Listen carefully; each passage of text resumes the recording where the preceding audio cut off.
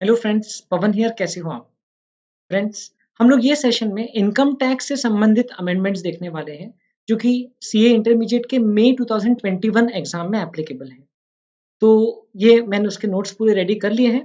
अब आप लोग देख सकते हैं अमेंडमेंट्स इतने सारे चैप्टर्स में एप्लीकेबल हुए हैं। दैट इज बिकॉज इस बार इनकम टैक्स एक्ट में जो अमेंडमेंट्स हैं वो फाइनेंस एक्ट 2020 से जो अमेंडमेंट्स हुए वो आपके सिलेबस में एप्लीकेबल रहेंगे। उसके अलावा taxation and other laws, relaxation and amendment of certain provisions act के थ्रू भी कुछ अमेंडमेंट्स हुए हैं जो एप्लीकेबल हैं। एंड देन कुछ अलग नोटिफिकेशंस एंड सर्कुलर्स के थ्रू भी कुछ अमेंडमेंट्स हो सकते हैं। 31 अक्टूबर तक के जो हुए हैं वो आपके सिलेबस में एप्लीकेबल हैं। Relevant assessment year for May 2021 exam is 21-22. Assessment year 21-22 इसका मतलब आप लोगों को जो एग्जाम में क्वेश्चन पूछेंगे that will be related to the previous year 2020-21. अब ये नोट्स में पूरे अमेंडमेंट्स पिछले बार जो सिलेबस एप्लीकेबल था उसके कंपैरिजन में बताए गए हैं। तो अगर आपके पास मेरी मई 2020 या नवंबर 2020 की बुक है तो आप उसमें सिर्फ ये एडिशनल अमेंडमेंट्स मार्क कर सकते हो and you can go ahead, और you can take up the new book which includes the amended provisions as you may wish. But ये अमेंडमेंट्स पूरे जो है वो मैं आपको यहाँ पर एक्सप्लेन कर दूंगा। और towards the end of this अगर आपको कुछ भी डाउट आता है, कुछ कंफ्यूजन रहता है, तो आप मुझे बेझिझक पूछ सकते हैं। So friends, amendments are applicable in almost all of the chapters, many chapters of income tax. TDS के जो amendments हैं वो काफी सारे हैं, वो उसके लिए मैं सेपरेट वीडियो बना रहा हूँ, वो हम लोग अलग से देखेंगे। बट TDS को छोड़ करके जो बाकी अमेंडमेंट्स हैं तो वो हम लोग इस चैप्टर में अभी इस सेशन में भी डिस्कस करेंगे। एक सबसे मेजर चेंज जो पिछले साल फाइनेंस एक्ट 2020 में आया, 1 फरवरी 2020 को जब निर्मला सीतारमन जी अपना बजट पढ़ रही थी तो बहुत लोगों के लिए बहुत बड़ा सरप्राइज रहा, बिकॉज उन्होंने एक ऑल्टरनेटिव टैक्सेशन की स्कीम ही ला दिया। तो अभी जो नॉर्मल टैक्सेशन स्कीम है, नॉर्मल स्लैब रेट्स है, उसमें तो उन्होंने कोई चेंज नहीं किया। वो तो जो इसके पहले वाले साल में थे वो ही एप्लीकेबल है। असेसमेंट ईयर 2021 में जो आप लोगों ने पढ़ा 2.5 लाख रुपीस तक के नील, उसके बाद 5 लाख तक के 5%, 5 लाख से 10 लाख 20%, 10 लाख के ऊपर 30%। तो ये रेट्स तो वैसे ही एप्लीकेबल हैं। और सीनियर सिटीजन के लिए बेसिक एग्जेम्पशन लिमिट एनहेंस्ड मिलती है, ये भी आपको पता है, इसमें कोई चेंज नहीं। बट उन्होंने एक ऑल्टरनेटिव स्कीम प्रपोज कर दिया फॉर इंडिविजुअल्स एंड एचयूएफ, जिसमें उन्होंने कुछ दूसरे स्लैब रेट्स जो है वो बता दिया। 2.5 लाख रुपए तक के नील रेट, 2.5 लाख से 5 लाख 5%, 5 लाख टू 7.5 लाख 10%। आप देख सकते हो इतने सारे स्लैब रेट्स उन्होंने प्रपोज किया। सो this is a new section 115 BAC which has been inserted with effect from this assessment year 21-22. तो ये हर 2.5 लाख के लेवल के बाद में रेट जो है वो 5% से बढ़ रहा है, एंड 15 लाख के बाद में 30% रेट हो जाता है। Cess as it is applicable है। रिबेट अगर 5 लाख से ज्यादा आपकी इनकम नहीं है तो रिबेट अवेलेबल है, सो दैट इज देयर।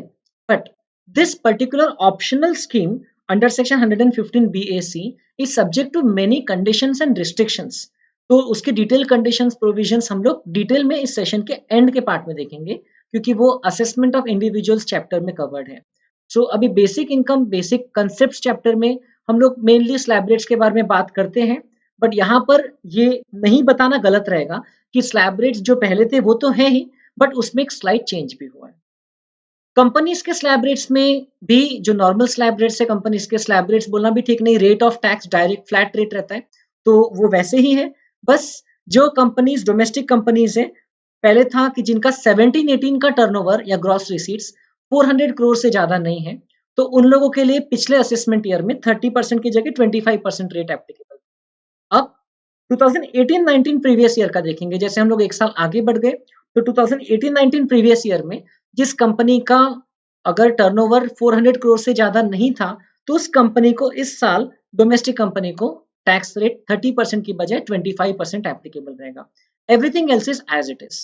तो ये तो बेसिक बात है। कंपनीज के लिए भी एक ऑल्टरनेटिव स्कीम आई है। यहाँ पर आपको नीचे देखिए कोऑपरेटिव सोसाइटीज के लिए भी लिखी हुई मिल रही है स्कीम। कोऑपरेटिव सोसाइटीज के लिए सेक्शन 115 BAD आ गया है, जिसका ज्यादा से ज्यादा आप लोग एग्जाम पॉइंट ऑफ व्यू से सीए इंटरमीडिएट लेवल पर आप लोग सिर्फ रेट ध्यान में रख सकते हो। Even that is also subject to various conditions and restrictions, many of which are similar to section 115 BAC। But 115 BAD की कंडीशंस एंड रिस्ट्रिक्शंस डिटेल में आपके सिलेबस में एप्लीकेबल नहीं है। कोऑपरेटिव सोसाइटी के जो नॉर्मल रेट्स है वो तो है। आप लोगों को अगर ध्यान होगा तो पहले 10,000 पे 10%, अगले 10,000 पे 20% और 20,000 की इनकम के बाद में 30%, वो तो एप्लीकेबल है ही। लेकिन अगर आपको ये ऑप्शनल स्कीम के हिसाब से कंप्यूटेशन में जाना है तो आप जा सकते हो। You have to pay tax at the rate of 22% plus surcharge compulsorily at the rate of 10% plus cess, health and education cess at the rate of 4%। तो effective tax rate cooperative societies के लिए हो जाता है 25.168%। तो बस आप इतना रेट ध्यान रख सकते हो, मे बी बाय चांस अगर एमसीक्यू में या कहीं पूछ लिया इंटरमीडिएट लेवल पर तो आपको पता रहना चाहिए। एंड डोमेस्टिक कंपनीज के लिए भी ये स्कीम ऑलरेडी आ चुकी थी पहले ही। 115 B A and 115 B A B ये सितंबर 2019 में ही उन्होंने प्रपोज कर दिया था। एंड ये स्कीम के हिसाब से अब आप रेगुलर जो टैक्स रेट है उसके हिसाब से भी भर सकते हो, या तो फिर you can go under as per the conditions of this scheme.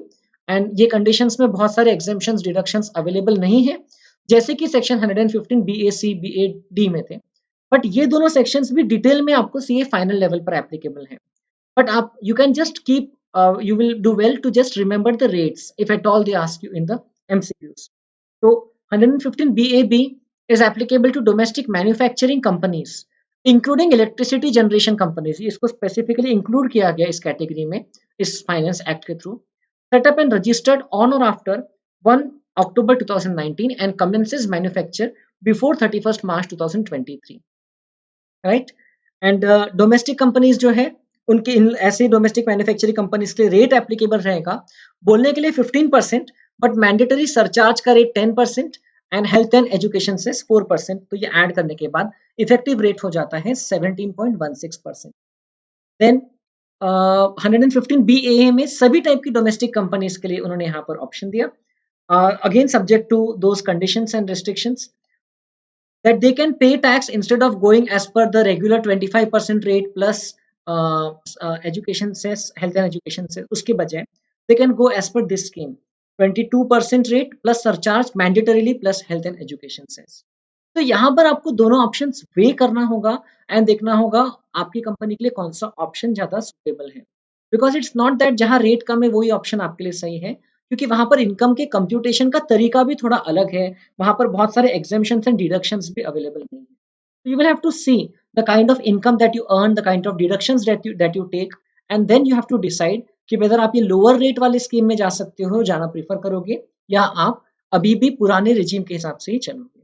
सो आपके जो फर्स्ट चैप्टर में बेसिक ये बात एक जस्ट एक इसका इंट्रोडक्शन रहा, section 115 BAC, 115 BAD, 115 BAA and 115 BAB. So these sections have been inserted in the Income Tax Act by way of Finance Act 2020।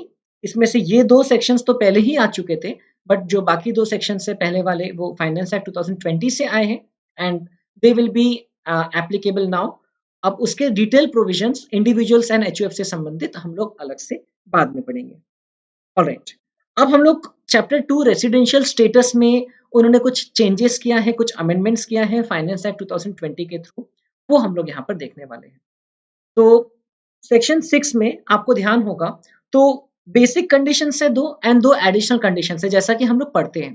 Basic condition में से एक भी अगर बेसिक कंडीशन सेटिस्फाई कर लिया तो वो इंडिविजुअल को हम लोग रेसिडेंट कहते हैं। And then we check for both the additional conditions, फिर दोनों एडिशनल कंडीशन सेटिस्फाई किया तो हम लोग उसको रेसिडेंट एंड ऑर्डिनरीली रेसिडेंट कहते हैं। अब एक्चुअल में अगर आप एक्ट में देखोगे तो एडिशनल कंडीशंस वहां पर नेगेटिव तरीके से दी है, तो खैर हम लोग जिस तरीके से पढ़े हैं मैं वैसे ही आपको आगे समझाता हूँ। बेसिक कंडीशंस की अगर बात करें तो पहले बेसिक कंडीशन है कि वो पर्सन का उस प्रीवियस ईयर में इंडिया में स्टे एटलीस्ट 182 डेज होना चाहिए। एंड सेकेंड बेसिक कंडीशन है कि प्रीवियस ईयर में स्टे एटलीस्ट 60 डेज होना चाहिए।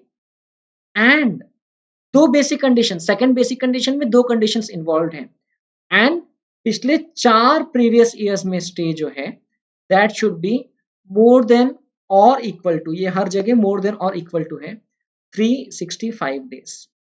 तो अब यहां पर आपको क्या ध्यान देना है कि फर्स्ट बेसिक कंडीशन में सिर्फ एक ही बात है, 182 डेज अगर सेटिस्फाई हो गया तो वो पर्सन को हम लोग रेसिडेंट कह सकते हैं, उस इंडिविजुअल को हम लोग रेसिडेंट कह सकते हैं।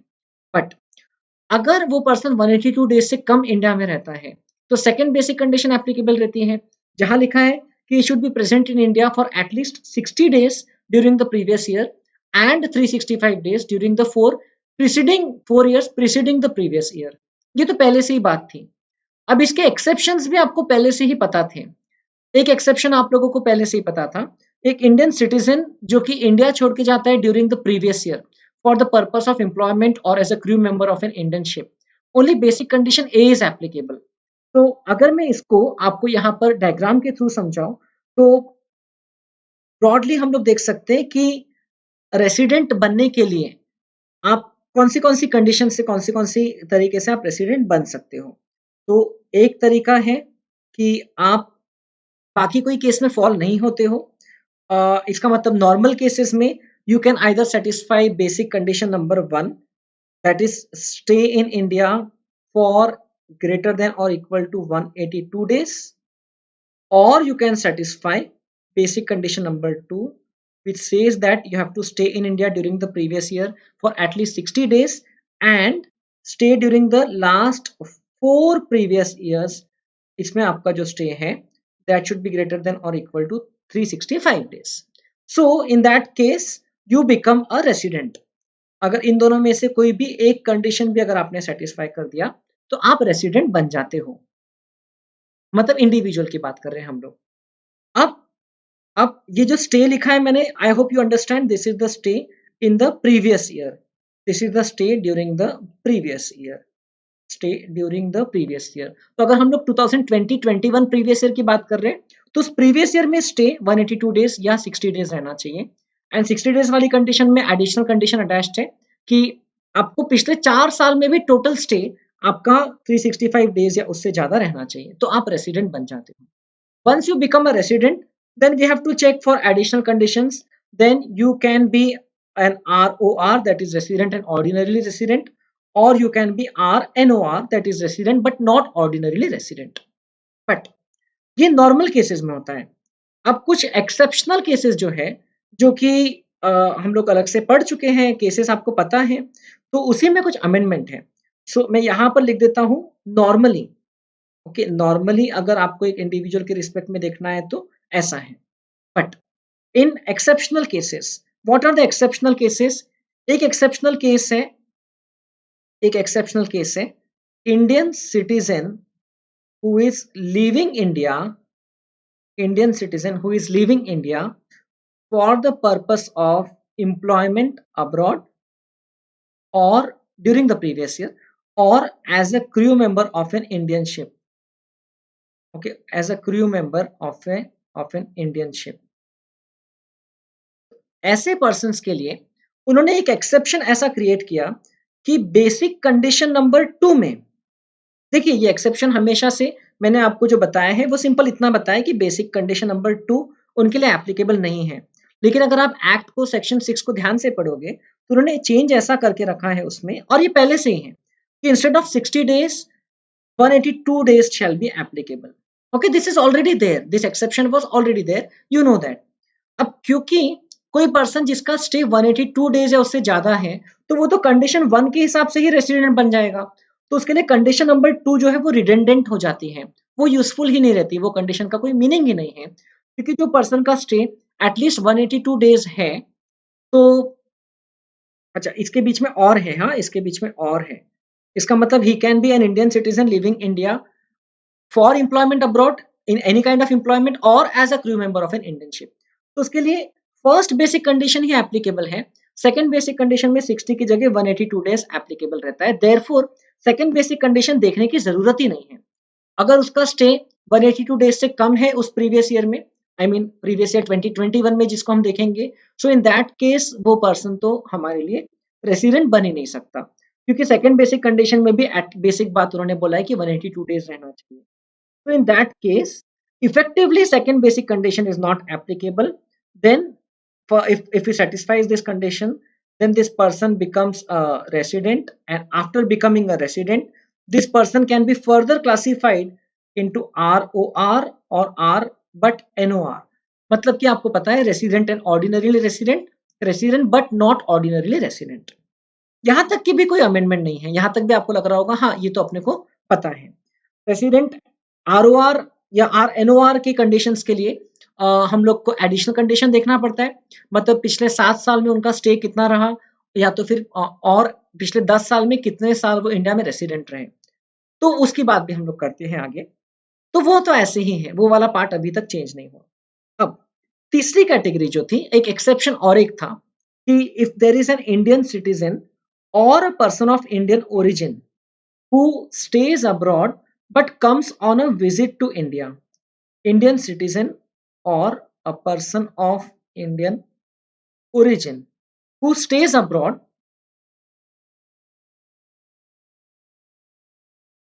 but comes on a visit to India during the previous year। तो उसके केस में वो इंडिया में अभी तक के ऐसा था कि एटलीस्ट 182 डेज के लिए इंडिया में रहा तो ही वो रेसिडेंट बनता था, comes on a visit to India during the previous year. तो उसके केस में ऐसा था, अभी तक जो प्रोविजन यहां पर एप्लीकेबल था वही उसके लिए एप्लीकेबल था, राइट? कि ऐसे पर्सन के लिए stay in India during the previous year should be greater than और equal to 182 days. Second basic condition में 60 की जगह 182 एप्लीकेबल था, therefore second basic condition used to be irrelevant here as well, and therefore ये person को आगे हम लोग जैसा यहाँ पर क्लासिफाई किए हैं वैसा इसको 182 डेज मिनिमम स्टे के बाद में ही रेसिडेंट का दर्जा मिलता था, एंड उसके बाद में हम लोग फर्दर क्लासिफिकेशन करते थे into ROR and R but NOR. अब अमेंडमेंट कहाँ हुआ है? अमेंडमेंट इस कैटेगरी के पर्सन के लिए हुआ है यहाँ पर, okay. Instead of 182 days, now that limit has been changed in certain circumstances to 120 days। तो वो कौन से सर्कमस्टेंसेज में चेंज हुई है, तो उसके लिए मैं एक डिटेल चार्ट दूसरे पेज पे बनाता हूँ। तो आई होप ये तो आपको क्लियर है, ये तो ओल्ड प्रोविजन था एप्लीकेबल। अब ये ओल्ड प्रोविजन में ये वाला जो पोर्शन है, ये पोर्शन कुछ टाइप के लोगों के लिए चेंज हो चुका है, ओके। सो वो हम लोग यहाँ पर अलग से देखते हैं। तो मैंने क्या लिखा था, इंडियन सिटीजन और person of Indian origin, okay, Indian citizen और पर्सन ऑफ इंडियन ओरिजिन। ये तो आपको पता ही है, पर्सन ऑफ इंडियन ओरिजिन हम लोग कब कहते हैं, जब दैट पर्सन हिमसेल्फ और एनी ऑफ हिज पेरेंट्स और grandparents were born in undivided India. तो इंडियन सिटीजन और person of Indian origin who stays abroad but comes on a visit to India during the previous year, उसमें क्या change आया है वो देख लीजिए। comes on a visit to India during the previous year, हमारे case में प्रीवियस ईयर 2021, जिस प्रीवियस ईयर के लिए आपको जिस प्रीवियस ईयर का आपको रेसिडेंशियल स्टेटस डिटरमाइन करना है। तो ये पर्सन के केस में अब देखेंगे कि ये पर्सन की इनकम कितनी है। अब ये पर्सन के अंदर में दो टाइप के क्लासिफिकेशन हो जाएंगे। अगर ये पर्सन की income total income excluding foreign income, total income excluding foreign income, अब ये फॉरेन इनकम एक सॉर्ट ऑफ न्यू वर्ड उन्होंने इंट्रोड्यूस किया जिसको डिफाइन भी किया।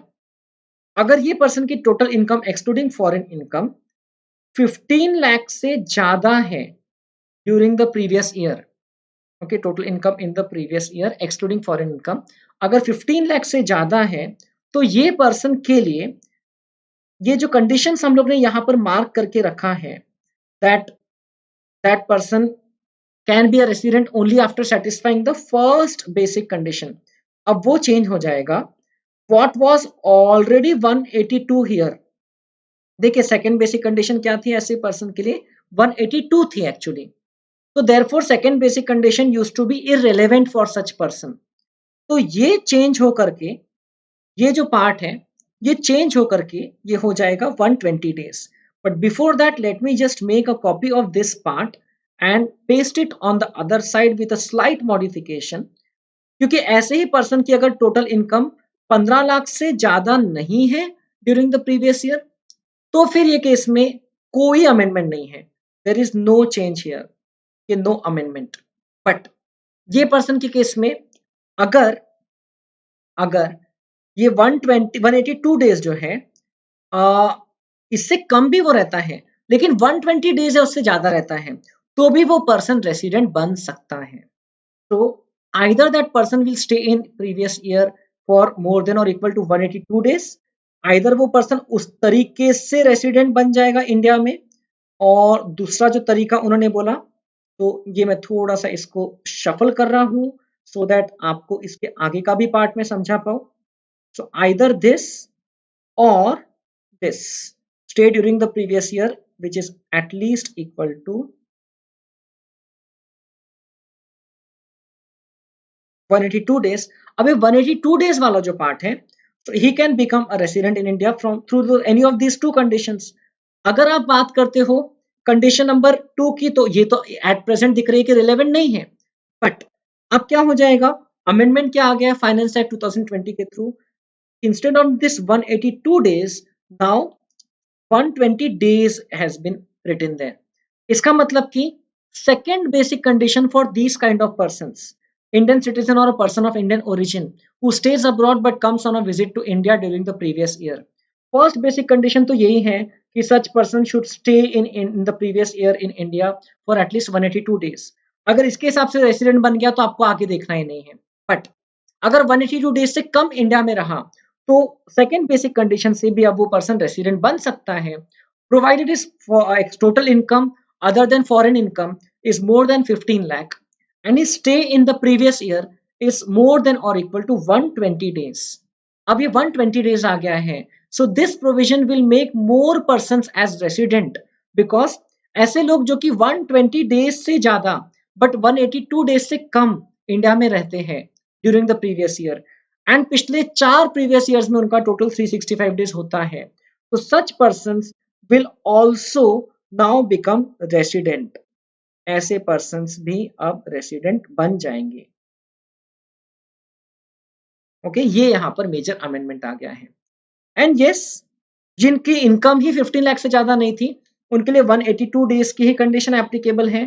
तो 182 डेज की कंडीशन का मतलब ये होता है कि उनके लिए second basic condition as such irrelevant है, बिकॉज वो तो फिर फर्स्ट कंडीशन के हिसाब से ही रेसिडेंट बन जाते हैं। अब नॉर्मली जो पर्सन रेसिडेंट बन जाता है, so that person is further classified into resident and ordinarily resident and resident but not ordinarily resident, right, normally depending on the additional conditions जिसको हम कहते थे, दैट इज कि पिछले 7 साल में उसका स्टे इंडिया में एटलीस्ट 730 डेज होना चाहिए, एंड पिछले 10 साल में एटलीस्ट 2 प्रीवियस ईयर्स में he should have satisfied the conditions for being a resident. तो हम लोग वो बोलते थे कि वो पर्सन आरओआर बन जाएगा अगर बोथ एडिशनल कंडीशन सेटिस्फाई होती है। और यहाँ पर भी वो पर्सन आर ओ आर या तो फिर R N O R resident but not ordinarily resident, ये कैटेगरी का पर्सन बन सकता है आगे, depending on how he satisfies the additional conditions. But अब ये वाले केस में जो पर्सन स्पेशली रेसिडेंट बन रहा है, जिसका स्टे इंडिया में 120 डेज से ज्यादा है, 120 डेज या उससे ज्यादा है, बट 182 डेज से कम है, एंड पिछले 4 साल में 365 डेज या उससे ज्यादा स्टे है, किस टाइप के पर्सन की बात कर रहे हैं, I hope you can clearly see this type of person जिसकी टोटल इनकम 15 लाख से ज्यादा है। तो इस टाइप का पर्सन सिर्फ resident but not ordinarily resident ही बन सकता है। This type of person shall not be treated as ROR ever, तो उसको हमेशा आर एनओआर की तरह ही ट्रीट किया जाएगा। इसका मतलब आर एनओआर होने के कारण क्या होगा, उसकी सिर्फ वही फॉरेन कंट्री की इनकम इंडिया में टैक्सेबल रहेगी जो इंडियन जो इंडिया से जिस जो बिजनेस कंट्रोल हो रहा है, या अगर प्रोफेशनल इनकम है तो इंडिया से उसको वो इंडिया से वो प्रोफेशन सेटअप है, भले इनकम फॉरेन में हो रही है। तो आर एनओआर बनाने से इफेक्ट क्या हो गया कि वो पर्सन की ऐसी फॉरेन इनकम सब इंडिया में टैक्सेबल होने लगेगी जो इंडिया से कंट्रोल बिजनेस से है या इंडिया में सेटअप प्रोफेशन से संबंधित। तो इस तरीके से जो पर्सन का स्टे 120 डेज से 181 डेज के बीच में रहा है एंड पिछले 4 साल में 365 डेज टोटल रहा है, तो वो पर्सन रेसिडेंट बन जाएंगे। बट रेसिडेंट बनने के बाद वो लोग सिर्फ आर ओ आर तक के बनेंगे। Okay, they can not be classified as R N O R की कैटेगरी तक बनेंगे। They can not be classified as R O R resident and ordinary resident in any circumstances. तो ये एक important बात है। अब ये फॉरेन इनकम का डेफिनेशन क्या है, what do we mean by this foreign income. तो फॉरेन इनकम मतलब कि any income which is accrued outside India and received outside India. Alright, any income which is accrued and received outside India and which is not deemed to accrue in India. Okay, क्योंकि बहुत सारी deeming fictions भी है. Certain times income is deemed to accrue in India, तो उसको हम लोग foreign income नहीं बोलेंगे. Income which is accrued and received outside India. तो ये जो मैंने आपको बात बोला, ये आपके अमेंडमेंट नोट्स में आप लोग देख सकते हैं. नोट्स डिस्क्रिप्शन में अवेलेबल है, आप वहां से डाउनलोड कर सकते हैं. So there is no problem. आप यहाँ पर देख सकते हैं. अब पहले जो 182 लिखा था 182/20 हो गया. जिस पर्सन की income excluding foreign income 15 lakh से ज्यादा है तो उसके लिए 120 डेज देखा जाएगा सेकंड बेसिक कंडीशन में इंस्टेड ऑफ 60 डेज. एंड बाकी केसेस में जिनकी इनकम 15 लाख तक की है उनके लिए 182 डेज ही देखा जाएगा. तो उनके लिए जो पहले एक्सेप्शन एप्लीकेबल था वो अभी भी एज इट इज एप्लीकेबल रहेगा इस टाइप के लोगों के लिए जिनकी इनकम 15 लाख से ज्यादा नहीं है. और 15 लाख से ज्यादा है तो उनके लिए 120 डेज देखा जाएगा. Okay, this is the major amendment. I hope you can understand this. और फिर देखिए इनकम फ्रॉम फॉरेन सोर्सेस, उन्होंने यहाँ पर income from foreign sources term बताया. मींस इनकम विच अक्रूज और arises outside India accept income derive from a business control इन और profession setup in India.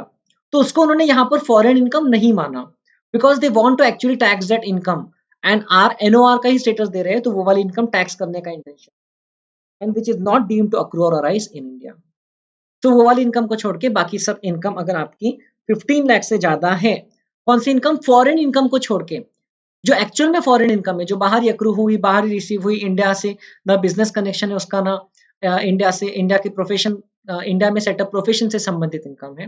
तो जो इंडियन कनेक्शन इनकम हुई, इंडिया में हुई है या तो फिर इंडिया में जो बिजनेस है उससे कनेक्टेड इनकम है, तो वो अगर 15 लाख से ज्यादा है तो आप पे ये 182 की जगह ये 120 ये कंसिडर किया जाएगा. एक्चुअली ये 60 की जगह 182 है और 182 की जगह अब 120 देखा जाएगा. ऐसा है, राइट. अब इस साल रेसिडेंशियल स्टेटस में और एक मेजर अमेंडमेंट आया कि ये कुछ टाइप के पर्सन के केस में उन्होंने डीमिफिकेशन ला दिया that the person will be deemed to be a resident if the person is an Indian citizen जिसका कोई नहीं है. अब इसका मतलब कि जिसका दुनिया में कोई भी कंट्री टैक्स नहीं ले रही है तो उसको हम लोग इंडिया में टैक्सेबल कर देंगे. तो एक और कैटेगरी उन्होंने इंसर्ट कर दिया. तो N Indian citizen who is not liable to pay tax, who is not liable to pay tax and not considered as a resident as per the provisions of taxation law of any other country. Okay, as per the residential status, domicile, etc. in any other country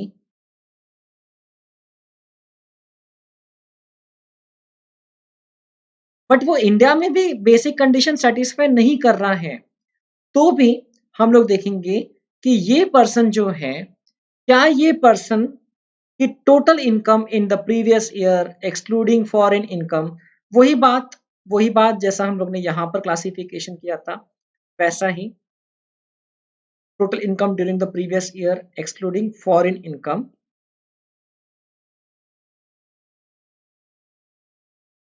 15 lakh से ज्यादा है तो वो person को हम लोग resident मान लेंगे. That person will be deemed to be a resident, will be a deemed resident as per a newly inserted subsection to section 6, that is subsection 1A.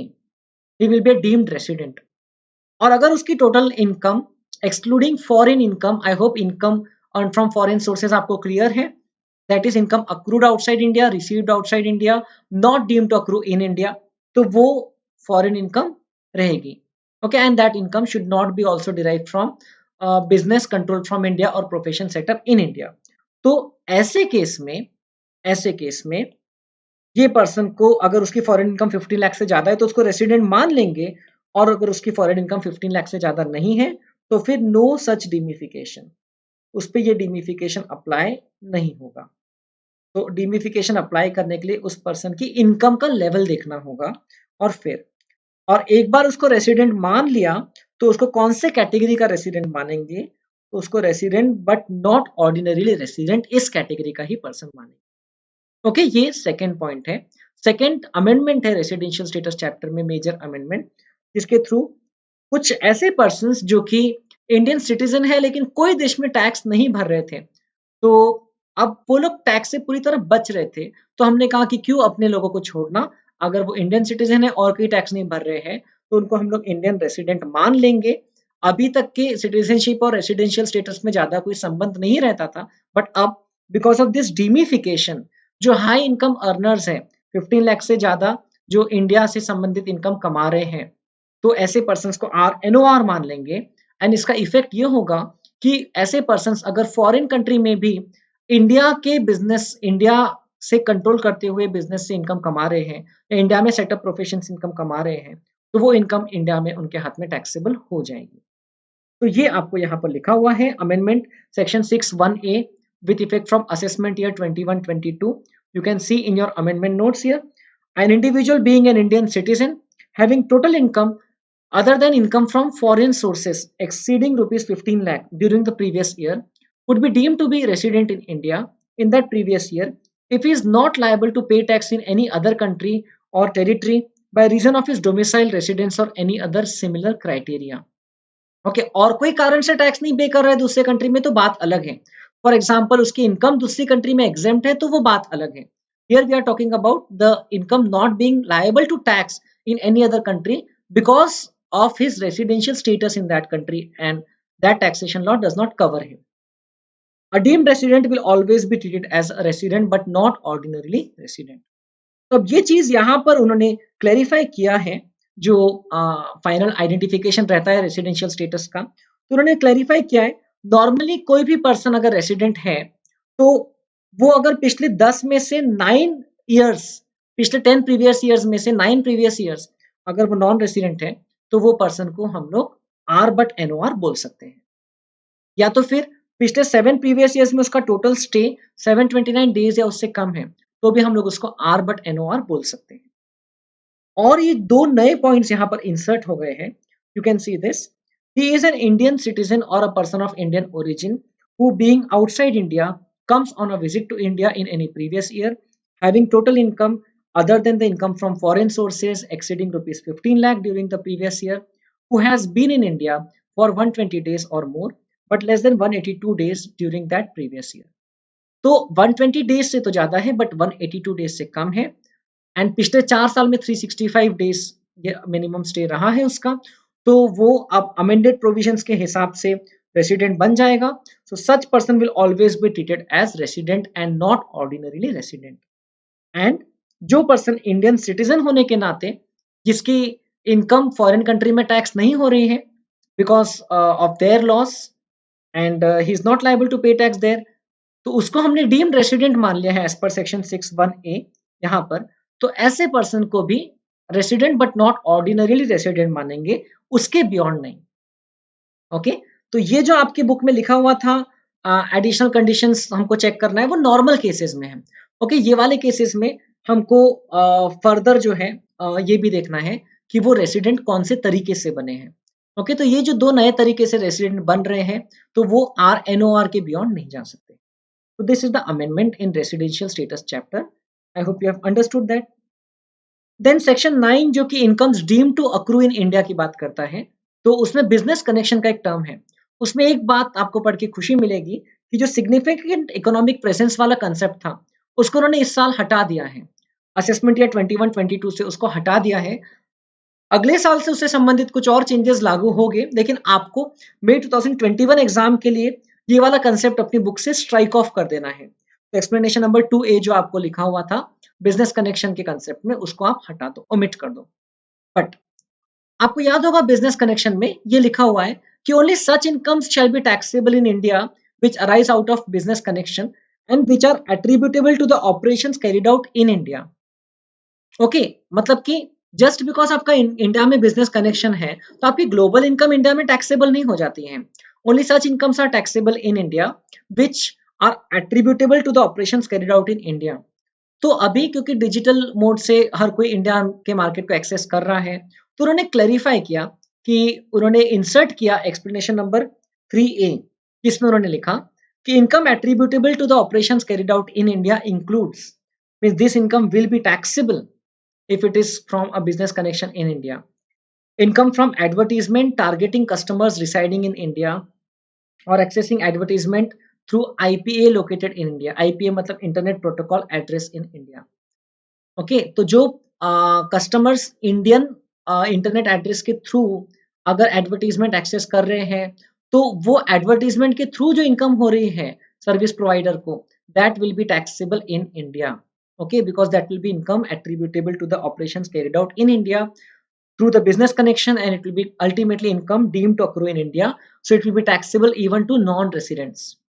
तो एडवर्टीजमेंट से जो इनकम होती है, बहुत सारे जो प्रोवाइडर्स हैं, जैसे कि आप सिर्फ यूट्यूब की बात करें तो यूट्यूब पे आपको आपको ऐड दिखाते हैं, गूगल आपको ऐड दिखाता है, फेसबुक आपको ऐड दिखाता है, इंस्टाग्राम ऐड दिखाता है. तो वो there the target customer is in India और Indian customer is accessing the advertisement through IPA located in India. So in that case जो सर्विस प्रोवाइडर को इनकम होगी, that will be income attributable to the operations carried out in India. और income from sale of data collected from persons residing in India or using IPA located in India. तो India में कोई person reside कर रहा है, उससे आपने data collect किया है और उस डेटा को आप सेल कर रहे हो, ये एक बहुत बड़ा सोर्स ऑफ इनकम है. ओके, इंफॉर्मेशन दे से is the new gold, data is the new gold, क्योंकि बेसिकली उसमें क्या है, उसमें data is the new oil वो कहते हैं, क्योंकि डेटा अगर आपने किसी को दे दिया तो उसको यूज करके वो अपने प्रोडक्ट आपको स्पेसिफिकली एडवर्टाइज कर सकता है एंड आपके बिहेवियर पैटर्न को समझ सकता है. तो बहुत सारी जो टेक्नोलॉजी कंपनीज है, आपके मोबाइल में बहुत सारे जो एप्स आप यूज करते हो, आप लोगों को पता ही है कि वो आपका बहुत सारा डेटा कलेक्ट करते हैं, including your health data, including your location data, including your activities, बहुत सारी चीजें. तो वो डेटा आपका जो है वो सेल करते हैं to the companies which want it.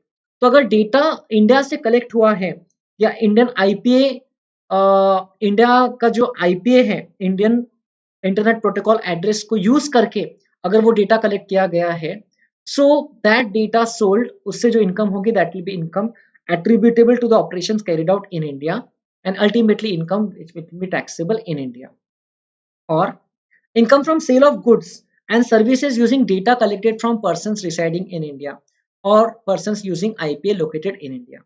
तो ऐसे पर्सन्स का डेटा कलेक्ट करके किसी फॉरेन एंटरप्राइज ने गुड्स सेल कर दिया अल्टीमेटली, या सर्विसेज प्रोवाइड कर दिया टारगेटेड एडवर्टीजमेंट्स करके या डेटा कलेक्ट करके, तो वो जो गुड्स या सर्विसेज सेल किया है उससे जो इनकम हुई है फॉरेन एंटरप्राइज को, नॉन रेसिडेंट को, that will be deemed to accrue और अराइज इन इंडिया, बिकॉज उसको attributable to the operations carried out in India माना जाएगा and that will be taxable.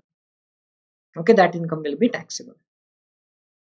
Then एक छोटा सा अमेंडमेंट रॉयल्टी इनकम के एक्सप्लेनेशन में आया है. अब से जो कंसिडरेशन फॉर सेल, डिस्ट्रीब्यूशन और एग्जीबिशन ऑफ सिनेमेटोग्राफिक फिल्म्स है, now it will be covered within the scope of royalty. Earlier it was excluded, now it will be covered within the scope of royalty. तो उसके respect में जो royalty 2-3 जगह आपको act में पढ़ना होता है. एक यहाँ पर है जहाँ पर हम लोग इनकम डीम टू अक्रू और अराइज इन इंडिया पढ़ते हैं. एक रॉयल्टी के बारे में टीडीएस में भी प्रोविजन है. तो वो सब जगह अब रॉयल्टी के हिसाब से उस पर प्रोविजंस एप्लीकेबल रहेंगे. तो कंसिडरेशन फॉर सेल, डिस्ट्रीब्यूशन और exhibition of cinematographic films in India, okay, it will be covered within the scope of royalty. बाकी आपको रॉयल्टी इनकम कब इंडिया में टैक्सेबल होती है वो तो पता है, उस पार्ट में कोई अमेंडमेंट नहीं. देन एग्जेम्पशन चैप्टर में 2-3 जगह अमेंडमेंट्स हैं, ये मेनली रिमूवल ही है. बहुत सारे एग्जेम्पशन सब धीरे धीरे वो लोग हटाने वाले हैं.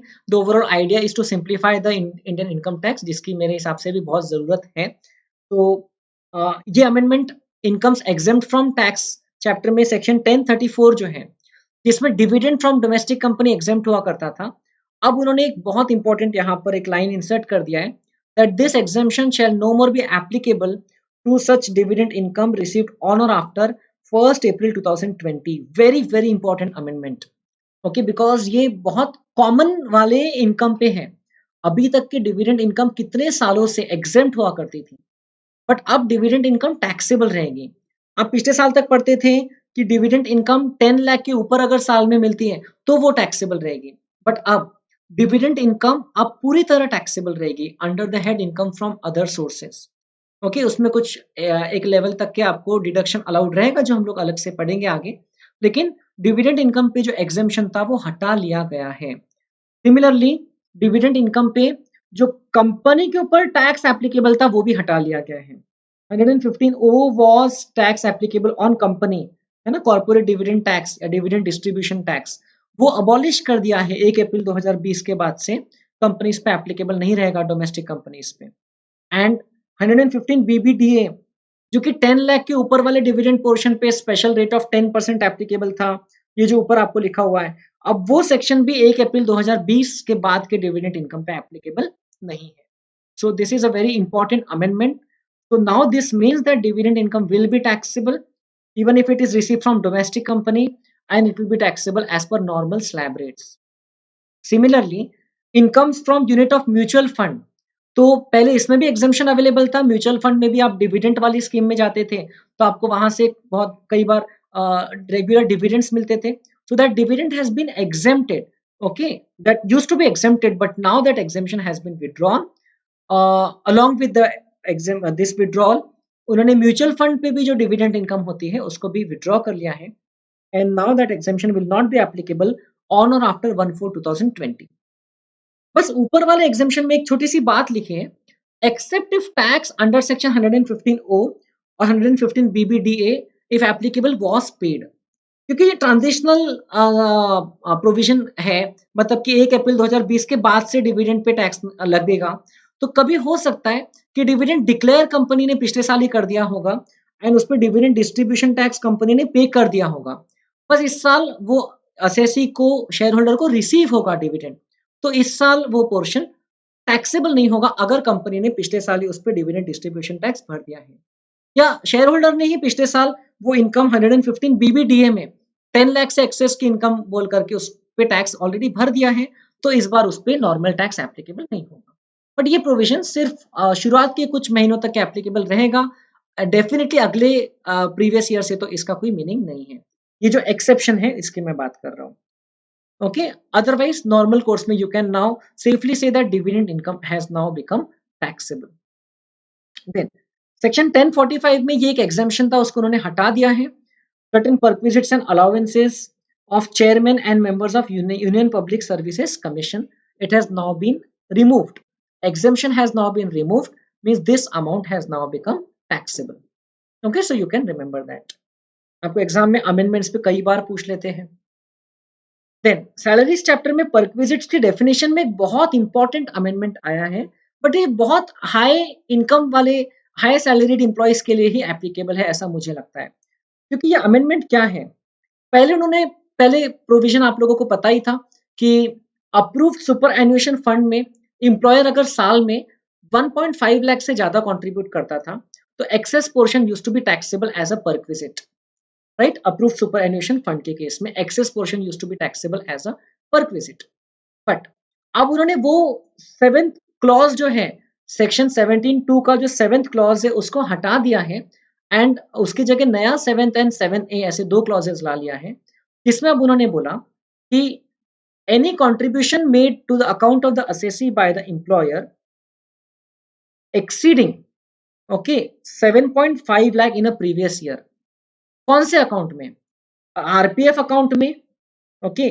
रिकॉग्नाइज्ड प्रोविडेंट फंड वाले अकाउंट में, एनपीएस वाले अकाउंट में, एंड सुपर एन्युएशन फंड वाले account, okay, approved superannuation fund में, तो ये 3 अकाउंट में से कोई भी अकाउंट में, और एग्रीगेट करके उन्होंने क्या लिखा, the amount or the aggregate of amounts of any contribution made to the account of the assessee, assessee मतलब कि एम्प्लॉई, बाय द एम्प्लॉयर, अगर एम्प्लॉयर ने साल भर में 7.5 लाख से ज्यादा ये 3 अकाउंट में एम्प्लॉय को कंट्रीब्यूशन दिया है, RPF account recognised provident fund, NPS national pension scheme, and SAF superannuation fund, अगर इसमें अगर एम्प्लॉयर ने कंट्रीब्यूशन 7.5, जो कि बहुत बड़ा अमाउंट होता है, तो इसलिए मैं कह रहा हूँ कि सिर्फ हाई सैलरीड एम्प्लॉयज के लिए ही ये एप्लीकेबल रहेगा, तो excess portion shall be now taxable.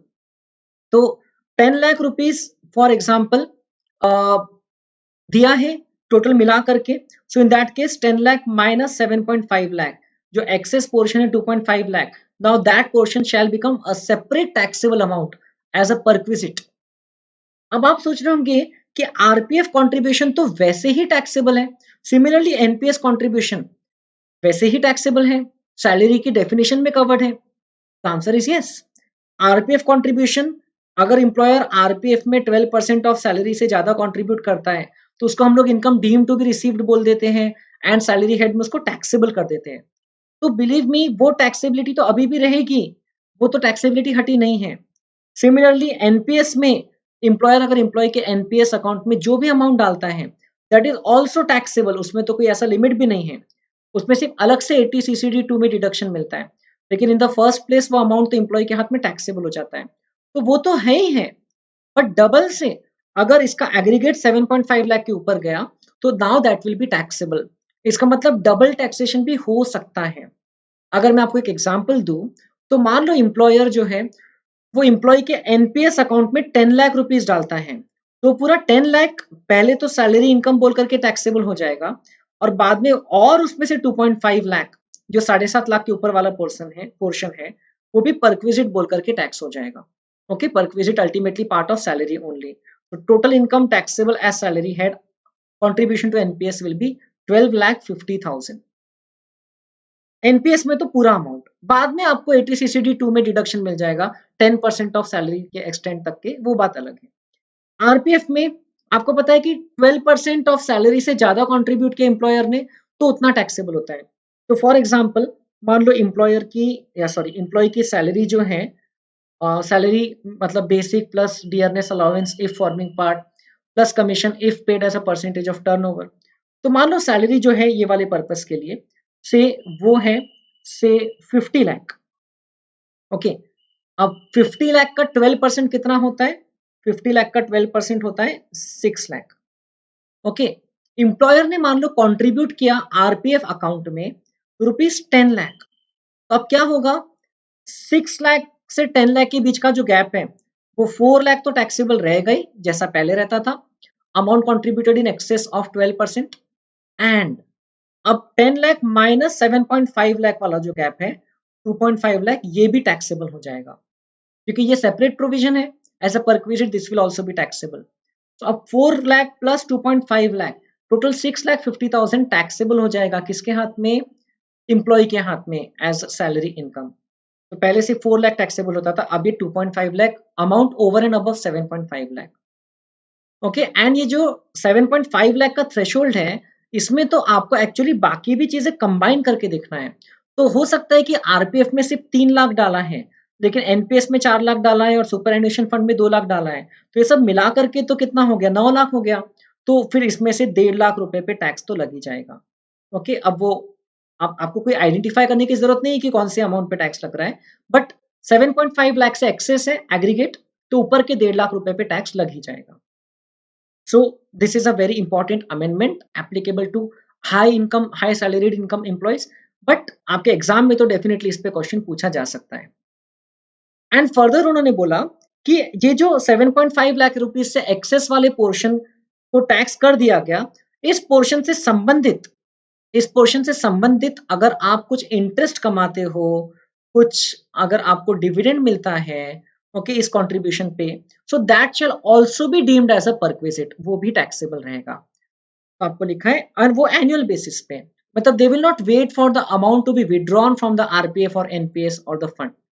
तो annual accretion by way of interest, dividend, or any other amount of similar nature during the previous year to the balance and the credit of the fund or scheme referred to in subclause 7 to the extent it relates to the contribution referred to in the said subclause, which is includable in the total income under the said subclause in any previous year, computed in such manner as may be prescribed. For example मान लो previous year 2021 में ये तीनों का मिला करके total 10 lakh contribute हो गया था, तो आपके हाथ में 10 लाख में से 7.5 लाख छोड़ दो, बट 2.5 लाख टैक्सेबल हो चुका है एज अ परक्विजिट। अभी 2.5 लाख वाले पोर्शन पे आप उस साल भी एंड अगले साल भी आप इंटरेस्ट कमा रहे हो। ओके, प्रीवियस ईयर 21 22 में भी कमाओगे, 22 23 में भी कमाओगे, एंड सो ऑन। तो 2.5 लाख वाले पोर्शन पे जो आप इंटरेस्ट कमाते रहोगे आगे, it will be treated as a taxable perquisite even in the future years. So somewhere maybe they are discouraging the employers to deposit so much amount in the RPF, NPS, superannuation fund account of the employees, which used to be the case, क्योंकि वो इसकी मदद से बहुत सारा tax बचा सकते थे, है ना। जो एम्प्लॉयज की इनकम बहुत ज्यादा है तो 7.5 लाख रुपए के ऊपर एम्प्लॉयर उनके लिए कंट्रीब्यूट करते थे ये टाइप के अकाउंट्स में, फंड्स में, तो उनको बहुत सारा बेनिफिट मिल जाता था। बट अब 7.5 लाख रुपए के ऊपर अगर कंट्रीब्यूट किया, सो एक तो वो contribution in the first place taxable हो जाएगा, और वो एक्सेस कंट्रीब्यूशन जो टैक्सेबल हुआ उस पे उस साल और आगे वाले सालों में जो भी आपको एनुअल इनकम हो रही है, वेदर इंटरेस्ट, डिविडेंड और एनी सच अमाउंट, ओके, जो एनुअली उसमें अक्रू हो रहा है, ओके, जरूरी नहीं कि आप उसको अभी विड्रॉ कर रहे हो, सिर्फ एनुअल बेसिस पे ही वो अमाउंट आपके हाथ में टैक्सेबल हो जाएगा, that will be deemed to be a perquisite. So ये बहुत बड़ा इंपॉर्टेंट अमेंडमेंट है in the definition of perquisite. उसके अलावा देन ये खैर इस फाइनेंस एक्ट के थ्रू अमेंडमेंट नहीं आया, लेकिन ये पहले ही आ चुका था, आपको पता है कि सेक्शन 35 जो कि साइंटिफिक रिसर्च एक्सपेंडिचर से संबंधित डिडक्शंस की बात करता है, तो वो सेक्शन में 3 जगह आपको वेटेड डिडक्शन पिछले साल तक अवेलेबल थे 150% का, बट इस साल से 150% की जगह आपको सिर्फ 100% का डिडक्शन अवेलेबल रहेगा। Okay, now only deduction will be available to the extent of 100%। तो आपकी बुक में, पिछले साल की बुक में भी लिखा हुआ था कि it will B 100% from assessment year 21-22। तो अब वो ईयर आ चुका है, आपकी May 21 एग्जाम के लिए असेसमेंट ईयर 21-22 एप्लीकेबल है। तो now forget about weighted deduction under section 35। Section 35 AD में भी पहले वेटेड डिडक्शन था, जो इन्वेस्टमेंट लिंक्ड बिजनेसेस थे। Section 35 AD investment link deduction जहां मिलता था स्पेसिफाइड बिजनेसेस में, उसका भी वेटेड डिडक्शन पहले ही हट चुका है। अब यहाँ का भी वेटेड डिडक्शन हट करके अब सिर्फ 100% डिडक्शन वो सब टाइप के खर्चों में बचा। इसका मतलब जो सेक्शन 35(2)(a)(b) है, जो आप in house scientific research facility setup करते थे, उसमें जो आपको एडिशनल बेनिफिट मिलता था, अब वो आपको नहीं मिलेगा। ओके, तो आप उसमें लैंड और बिल्डिंग का छोड़ करके बाकी लेते थे, बिल्डिंग का फिर आप 100% पे लेते थे, अब आपको सभी चीजों का 100% ही डिडक्शन मिलेगा। ओके, इवन जो स्पेशल कॉन्ट्रीब्यूशन है to national laboratory, university, IITs, इनके केस में भी आपको डिडक्शन कितना मिलेगा, सिर्फ 100% मिलेगा। So I hope it is clear. Then section 35(1)(2), 35(1)(3), 1(2)(a) जो इंस्टीट्यूशंस को हम लोग डोनेशन देते हैं, उनके संबंधित एक अमेंडमेंट आया है with 1 June, with effect from 1 जून 2020। लिखा है उन्होंने, सच इंस्टीट्यूशन और कंपनी जिसको हम लोग ने डोनेशन दिया should prepare and deliver the prescribed statement and correction statement to prescribed income tax authority within such time as may be prescribed। मतलब कि रूल्स में लिखा रहेगा कि उनको इनकम टैक्स अथॉरिटी को time to time statement deliver करना पड़ेगा। ओके, जिसमें वो डिटेल्स बताएगी कि हम लोग को कितना डोनेशन मिला, हमने कितना उसको किस तरीके से स्पेंड किया। Such institution or company should furnish a certificate to the donor specifying the amount of donation in such manner containing such particulars and within such time from the date of receipt of sum as may be prescribed। तो अगर उनको donation मिलता है तो donor को उन्होंने timely तरीके से जो उनको प्रिस्क्राइब किया जाएगा, उनको सर्टिफिकेट देना चाहिए, certificate that donation has been received, so that on the basis of that certificate they can claim the deduction under section 35। Okay, तो डोनर्स के लिए वो अच्छा हो जाएगा, उनको सर्टिफिकेट रहेगा। देन सेक्शन 35(a)(d) में अभी तक के सेक्शन 35(a)(d) की वर्डिंग्स के हिसाब से था कि वो मैंडेटरी सेक्शन था। अगर आप स्पेसिफाइड बिजनेस करते हो तो आपको इन्वेस्टमेंट लिंक टैक्स इंसेंटिव लेना ही है, बट उसमें कुछ कुछ एसएससीज को दिक्कत ये होती थी कि बहुत सारा लॉस रहता था, but that loss they could not set of against other type of businesses. Okay, तो अब उन्होंने क्या कर दिया, सेक्शन 35(a)(d) का जो डिडक्शन है उसको ऑप्शनल कर दिया। अगर आप सेक्शन 35(a)(d) का डिडक्शन लेना चाहते हो तो आपको 100% डिडक्शन कैपिटल एक्सपेंडिचर का मिल जाएगा, other than land, goodwill, financial instrument. तो if you opt for it then you will be entitled for 100% deduction. Okay, अब क्यों ऑप्शन दिया, ऑप्शन तभी देते हैं जब उसके साथ में कुछ कंडीशन रहती है। तो यहाँ पर 100% डिडक्शन तो मिल रहा है, बट वो टाइप के बिजनेस से, स्पेसिफाइड बिजनेस से आपको जो लॉस होता है that can be set of only against specified business profits. तो इसीलिए ये ऑप्शन यहाँ पर दे दिया। तो अब अगर आप ये ऑप्शन नहीं लेते हो, अगर आप स्पेसिफाइड बिजनेस सेटअप करते भी हो, यहाँ पर बहुत सारे टाइप के बिजनेसेस लाइक इंफ्रास्ट्रक्चर बिजनेस, या तो फिर वेयर हाउसिंग सेटअप किया, होटल, हॉस्पिटल, ओके, बहुत सारे टाइप के बिजनेसेस यहाँ पर कवर्ड है, कोल्ड चेन फैसिलिटी एक्सेट्रा। तो उसमें अगर आपने ऑप्ट नहीं किया ये वाले सेक्शन के डिडक्शन के लिए, तो आपको कैपिटल एक्सपेंडिचर का 100% डिडक्शन फर्स्ट ईयर में या जिस साल आप कैपिटल एक्सपेंडिचर करते हो नहीं मिलेगा। एंड एज अ कॉन्सिक्वेंस आपको ये बिजनेस से जो आपको अदरवाइज लॉस होता है उसका सेट ऑफ आप आपके बाकी की इनकम्स के साथ में कर सकते हो, बाकी बिजनेसेस की इनकम के साथ में कर सकते हो। एंड जो बाकी भी रिस्ट्रिक्शन सेक्शन 35 एडी में एप्लीकेबल है with respect to the use of capital capital assets, कि उसको आपको वही बिजनेस में रखना है, नॉर्मल बिजनेस में नहीं लाना है 8 साल तक के, तो वो सब रिस्ट्रिक्शन भी फिर एप्लीकेबल नहीं रहेंगे if you do not opt for it.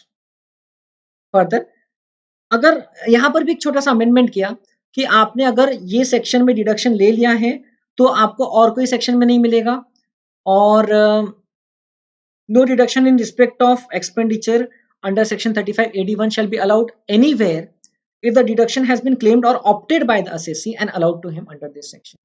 तो assessee ने अगर डिडक्शन ऑप्ट किया है, ये इतना सा वर्डिंग्स में चेंज है, तो अगर ये सेक्शन में डिडक्शन उसने लिया है या ऑप्ट किया है तो उसको दूसरे कोई जगह वो वाले एक्सपेंडिचर पे डिडक्शन नहीं मिलेगा। सिंपल सी बात है, डबल डिडक्शन कैसे मिले? तो वो प्रोविजन तो पहले ही था, इस बार अमेंडमेंट में ये थोड़े से वर्डिंग्स चेंज हुए हैं क्योंकि अब 35 एडी एक तरीके से उन्होंने ऑप्शनल है ऐसा बता दिया। देन ये अमेंडमेंट होपफुली आप लोग नवंबर एग्जाम के लिए भी पढ़कर गए होंगे because this was applicable earlier as well. November 2020 exam में भी आपके आरटीपी में कवर्ड था। CBDT has prescribed electronic modes, okay, through which payment can be done। आपको आपने कई जगह देखा होगा, वहां पर पिछले साल अमेंड होकर के आया था, payment can be made by any other mode as may be prescribed, right. Payment can be made by account pay cheque, account pay draft, use of electronic clearing system और any other electronic mode as may be prescribed. तो उन्होंने rule number 6 ABBA के थ्रू, 6 ABBA ये rule number है, rule number 6 ABBA के थ्रू उन्होंने इतने सारे मोड ऑफ पेमेंट जो है वो अलाउ कर दिया। Credit card, debit card, net banking, IMPS, UPI, RTGS, NEFT, Bhim, ये बहुत सारे मोड्स अब बहुत कॉमन हो चुके हैं।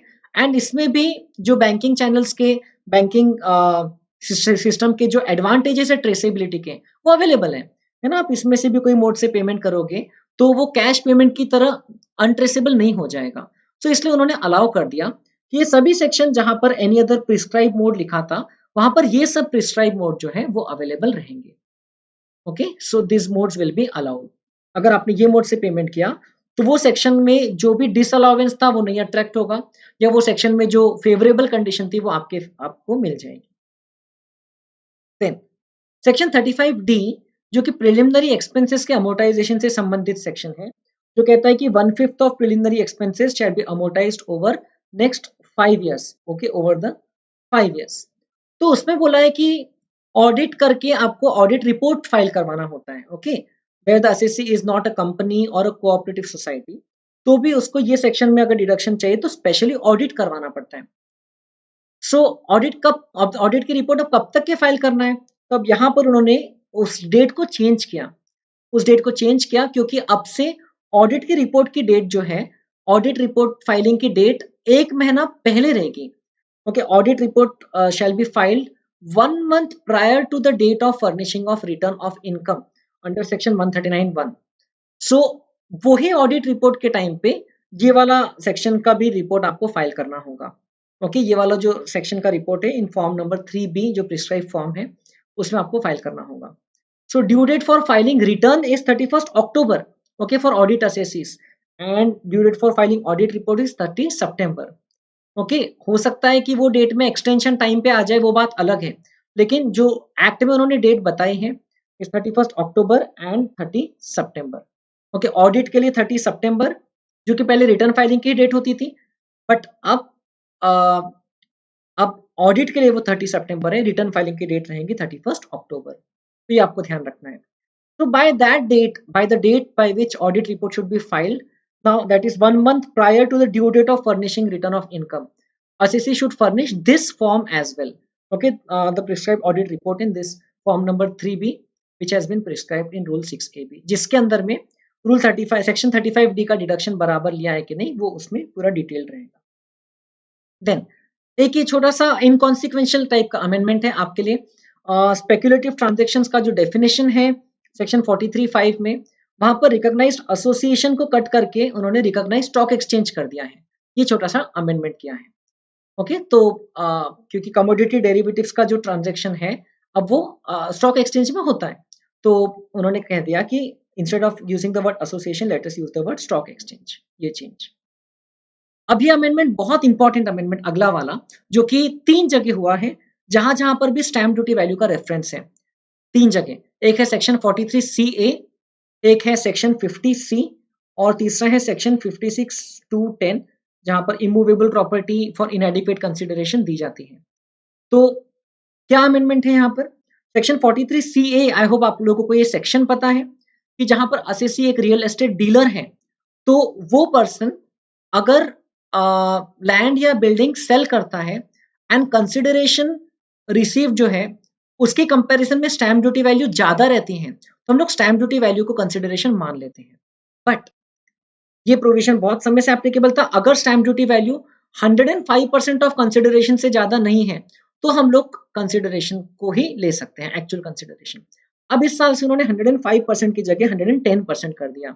मतलब असेसी इसको थोड़ी सी ज्यादा छूट दे दिया है that the difference between the consideration and the stamp duty value can be up to 10%। इसका मतलब कंसिडरेशन अगर से 1 लाख रुपीस है, स्टैम्प ड्यूटी वैल्यू अगर 1,08,000 रुपीस है, तो अब स्टैम्प ड्यूटी वैल्यू कंसिडर नहीं करेंगे, जो एक्चुअल कंसिडरेशन है वो कंसिडर कर लेंगे। Okay so this is a good favourable amendment for the assessees जिनको unnecessarily stamp duty value just 5% से थोड़ी ज्यादा रहती थी, तो उनको स्टैम्प ड्यूटी वैल्यू को कंसिडर करते हुए उसके हिसाब से इनकम कैलकुलेट करना पड़ता। तो ये अमेंडमेंट सेक्शन 43CA में भी हुआ है, 105 की जगह 110। एंड ये सिमिलर अमेंडमेंट मैं आपको आगे आगे बता देता हूँ, कैपिटल गेन में भी हुआ है 105 की जगह 110 सेक्शन 50C में। बाकी प्रोविजन तो वैसा ही है, सिर्फ रियल एस्टेट डीलर की जगह assessee is holding the land और building as a capital asset and business income की जगह वो लैंड या बिल्डिंग पे कैपिटल गेन इनकम कमा रहा है। And similar amendment income from other sources में हुआ है, जहां पर एज अ रेसिपिएंट अगर आपको कोई इमूवेबल प्रॉपर्टी सस्ते में मिल जाती है और आपने जो कंसिडरेशन पे किया उसके 110% से ज्यादा, सॉरी 105% था पहले, 105% से ज्यादा अगर स्टैम्प ड्यूटी वैल्यू है तो वो डिफरेंस देखते थे। तो अब उन्होंने क्या कह दिया, 5% की जगह उसको 10% कर दिया। तो stamp duty value minus consideration shall be taxable, but now if the difference exceeds rupees 50,000 or 10% of consideration whichever is higher। तो ये एक छोटा सा अमेंडमेंट यहाँ पर भी कर दिया। तो मतलब आप जब कंपेयर करोगे, फॉर एग्जांपल आपको अगर गिफ्ट मिला इमूवेबल प्रॉपर्टी का, गिफ्ट मिला मतलब आपको लोअर रेट पे मिल गई, ऐसी इमूवेबल प्रॉपर्टी जिसकी स्टैम्प ड्यूटी वैल्यू 1,08,000 है, आपको वो मिल गई है 1 लाख में, तो आपने कंसिडरेशन पे किया 1 लाख। तो पिछले बार तक क्या होता था कि 1,08,000 minus 1 lakh, 8,000 rupees used to be the difference, but क्योंकि ये डिफरेंस 50,000 से कम है तो इस पे आपको टैक्स नहीं लगता था। Let us multiply the figures by 10, say 10,80,000 and 10 lakh. आपने एक्चुअल कंसिडरेशन दिया था 10 लाख, ये एक्चुअल कंसिडरेशन है एज अ रेसिपिएंट, लेकिन वो प्रॉपर्टी के स्टैम्प ड्यूटी वैल्यू है 10,80,000, तो डिफरेंस कितना है 80,000, राइट?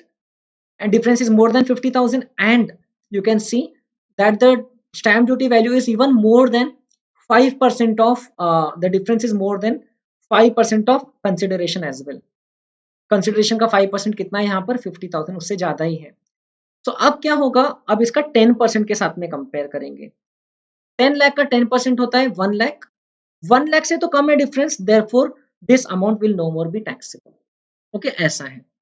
तो 50,000 or 10% of the consideration whichever is higher, उससे ज्यादा का डिफरेंस रहा तो ही वो अमाउंट रेसिपिएंट के हाथ में टैक्सेबल रहेगा, डिफरेंस का अमाउंट जो। तो हम लोग पीजीबी पे पढ़ते पढ़ते इधर आ गए थे, अब back to profits and gains of business और प्रोफेशन, जहां पर हमने देखा 105 का 110 हुआ एंड कॉन्सिक्वेंट अमेंडमेंट्स और 2 जगह हो गए। उसके अलावा और अमेंडमेंट्स कहाँ हुए हैं? तो ऑडिट के प्रोविजन में अमेंडमेंट हुआ है, audit of accounts of certain persons. अब पहले क्या था कि अगर पर्सन का बिजनेस में टर्नओवर 1 करोड़ से ज्यादा है तो उसको ऑडिट करवाना मैंडेटरी था। अब उन्होंने इस साल से वो लिमिट को 5 करोड़ कर दिया है फॉर दोज पर्सन्स जिनका एग्रीगेट कैश रिसीट्स 5% से कम है, उनके टोटल रिसीट्स के 5% से कम है, and please mark the words here, and उनका एग्रीगेट कैश पेमेंट्स उनके टोटल पेमेंट्स में के 5% से कम है। या इन अदर वर्ड्स ऐसे पर्सन्स जिनके 95% रिसीट्स की transactions, minimum 95% and minimum 95% payment की ट्रांजेक्शन्स नॉन कैश मोड से होती हैं। नॉन कैश मोड का मतलब वो जो पूरे प्रिस्क्राइब मोड्स हम लोग ने पढ़ा है, या अकाउंट पे चेक हो गया, या इलेक्ट्रॉनिक क्लियरिंग सिस्टम हो गया, वो सब तरीके से होती है। कितनी? मिनिमम 95% पूरे साल भर में जो आपकी रिसीट्स है उसमें से at least 95% should be from non cash mode, and जो पेमेंट्स है उसमें से भी at least 95% should be from non cash mode, दोनों। हाँ, सिर्फ रिसीट्स अगर 95% नॉन कैश से है लेकिन पेमेंट आप बहुत सारी कैश में करते हो तो आपको ये एक्सटेंडेड लिमिट का बेनिफिट नहीं मिलेगा। और अगर आप रिसीट्स अगर आपकी 95% जो है, रिसीट्स अगर आपकी 95% से कम है नॉन कैश मोड से, मतलब 5% से ज्यादा कैश मोड से है, भले ही पेमेंट आपके 95% से ज्यादा नॉन कैश मोड से है, तो भी आपको 5 करोड़ का बेनिफिट नहीं मिलेगा, क्योंकि दोनों के बीच में एंड लिखा हुआ है। So this is where we can actually see the future of audit profession. आप देख सकते हो कि धीरे धीरे ऑडिट प्रोफेशन जो है, जैसे जैसे टेक्नोलॉजी बढ़ते जाएगी, जैसे जैसे कैश ट्रांजेक्शन कम होती जाएगी, जो ईयर बाय ईयर हो ही रहा है, तो ऑडिट की लिमिट जो है वो बढ़ाते जाएंगे, because everything will be traceable. सब कुछ सिस्टम ही ट्रेस कर सकता है। ऐसा नहीं है कि सीएस रिडेंडेंट हो जाएंगे या सीएस की वैल्यू नहीं रहेगी, लेकिन आप देख सकते हो 5 करोड़ के टर्नओवर तक के ऐसे पर्संस को ऑडिट एप्लीकेबल नहीं रहेगा जिनका 95% रिसीट्स या पेमेंट का काम जो है वो कैश से नहीं होता है, नॉन कैश मोड से होता है। तो that is now the future. अब अभी बहुत सारी कंपनीज तो, बहुत सारे एंटिटीज तो इसमें कवर नहीं हो पाएगी, क्योंकि उनका 5% से ज्यादा ही पेमेंट या रिसीट्स कैश में रहता है। बट स्टिल फ्यूचर में कई लोग इसका बेनिफिट ले पाएंगे और सोचेंगे कि 1 करोड़ के ऊपर में हमको ऑडिट लगता है, अपना टर्नओवर 5 करोड़ से कम है, तो वो लोग कोशिश करेंगे कि उनका 95% कैश में और पेमेंट्स एंड रिसीट्स दोनों हो जाए, तो उन लोगों को ऑडिट का रिक्वायरमेंट नहीं रहेगा।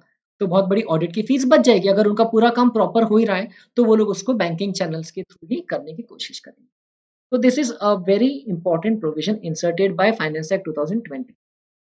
एंड यहाँ पर जैसे मैंने आपको और एक बात बताया, रिटर्न फाइलिंग की जो डेट है उसके 1 महीने पहले अब आपकी ऑडिट रिपोर्ट फाइलिंग की डेट रहेगी। So specified date for filing audit report shall be one the date 1 month prior to the due date of furnishing return of income. Okay, जिन लोगों को ऑडिट एप्लीकेबल है नॉर्मली उनके लिए return of income की date है 31 अक्टूबर, तो उनके लिए ऑडिट की जो डेट रहेगी दैट विल बी 30 सितंबर। और जो इंटरनेशनल ट्रांजैक्शन या ट्रांसफर प्राइसिंग वाले केस में ऑडिट एप्लीकेबल है, उनके लिए रिटर्न फाइलिंग की डेट है 30 नवंबर, तो उनके लिए ऑडिट रिपोर्ट की डेट रहेगी उससे 1 महीना पहले, मतलब 31 अक्टूबर। ओके, तो audit report date will be 1 month prior to the return filing date. Alright, बाकी कैपिटल गेन्स चैप्टर में अब क्या क्या अमेंडमेंट्स है? तो कॉस्ट इन्फ्लेशन इंडेक्स जो है वो नया आ गया है, क्योंकि नया फाइनेंशियल ईयर रहेगा। आप लोगों को एग्जाम में फाइनेंशियल ईयर 2021 का ट्रांसफर मिलेगा आपको, तो उसमें 301 मोस्टली क्वेश्चन में दिया रहेगा आपको, तो चिंता करने की बात नहीं है। देन जैसे कि पहले हम लोग ने देखा सेक्शन 35D के टाइम पे भी, तो आपको ऑडिट रिपोर्ट जो है वो कब तक के फाइल करना है, यहाँ पर भी उन्होंने बोल दिया स्लम सेल के केस में भी चार्टर्ड अकाउंटेंट की रिपोर्ट जो है that should be filed before the specified date referred in section 44AB instead of along with the return of income. पहले क्या था, स्लम सेल अगर असेसी स्लम सेल करता है तो he would have to furnish the prescribe form containing report of a chartered accountant by the date of along with his return of income। But अब क्या हो गया, रिटर्न ऑफ इनकम के 1 महीने पहले उसको ये ऑडिट रिपोर्ट फाइल करना पड़ेगा। ओके, ऑडिट रिपोर्ट बोलो या तो फिर ये फॉर्म बोलो, okay, report of a chartered accountant in that prescribe form. तो अब ये कब तक करना पड़ेगा? ऑडिट रिपोर्ट की डेट के हिसाब से। ऑडिट रिपोर्ट की डेट क्या है? That is 1 month prior, date 1 month prior to the due date of filing return of income. तो अगर कल जाकर के रिटर्न ऑफ इनकम की भी डेट वो लोग चेंज करते हैं, तो ऑडिट रिपोर्ट की भी डेट उसके 1 महीने पहले की हो जाएगी। एंड अकॉर्डिंगली स्लम सेल वाली जो रिपोर्ट है वो भी आपको उसी डेट के हिसाब से फाइल करना। ओके, अगला अमेंडमेंट तो हम लोग ने देख लिया। तो I hope you are enjoying these notes and amendments, क्योंकि काफी मेहनत करके नोट्स जो है आपके लिए सिस्टमेटिकली बनाए गए हैं। देन कैपिटल गेन चैप्टर में हम लोग कॉस्ट ऑफ एक्विजिशन 1 अप्रैल 2001 के पहले एक्वायर्ड वाले असेट्स के लिए हम लोग लेते हैं actual cost of acquisition or fair market value as on 1 April 2001, whichever is higher. Okay, at the option of the assessee, तो assessee तो obviously whichever is higher लेगा, क्योंकि कॉस्ट ऑफ एक्विजिशन जितना ज्यादा कैपिटल गेन उतना कम, right? तो assessee has an option to choose between the actual cost or the fair market value as on 1/4/2001. But अब उन्होंने एक चीज यहां पर बोल दिया कि जो 1/4/2001 का फेयर मार्केट वैल्यू की बात कर रहे हो, that shall not be exceeding the stamp duty value if available of that asset as on 1/4/2001, as on the first date of April 2001। तो 1 अप्रैल 2001 को जो स्टैम्प ड्यूटी वैल्यू रहेगी, उससे ज्यादा फेयर मार्केट वैल्यू नहीं रहना चाहिए। सो ये असेसी के फेवर में बात आ गई कि स्टैम्प ड्यूटी वैल्यू से ज्यादा फेयर मार्केट वैल्यू नहीं मानी जाएगी। सॉरी, असेसी के फेवर में नहीं आई, यहाँ पर असेसी के अगेंस्ट में आ गई, क्योंकि स्टैम्प ड्यूटी वैल्यू एक अपर लिमिट हो गई। फॉर एग्जाम्पल, कोई असेट जो है वो आपने खरीदा था से 1 मई 1995 को, 1 अप्रैल 2001 से एक प्रॉपर्टी, एक बिल्डिंग आपने खरीदा था फर्स्ट, और आपने खरीदा कितने में था? से 10 लाख में। 1 अप्रैल 2001 में उसका स्टैम्प ड्यूटी वैल्यू है ₹12 लाख, लेकिन आपने वैल्यूएशन ऑफिसर के थ्रू उसका फेयर मार्केट वैल्यू निकलवा लिया है 15 लाख, और आप आगे अभी उसको 2020-21 में आप उसको सेल कर रहे हो। तो पहले आप क्या कर सकते थे? पहले आप 15 लाख रुपीस को कॉस्ट ऑफ एक्विजिशन मान के फिर उस पर इंडेक्सेशन का बेनिफिट लेकर के आप उसको माइनस कर सकते थे। बट अब आप क्या कर सकते हो? अब आपको 12 लाख रुपीस से ज्यादा ये वाला पोर्शन अवेलेबल नहीं रहेगा।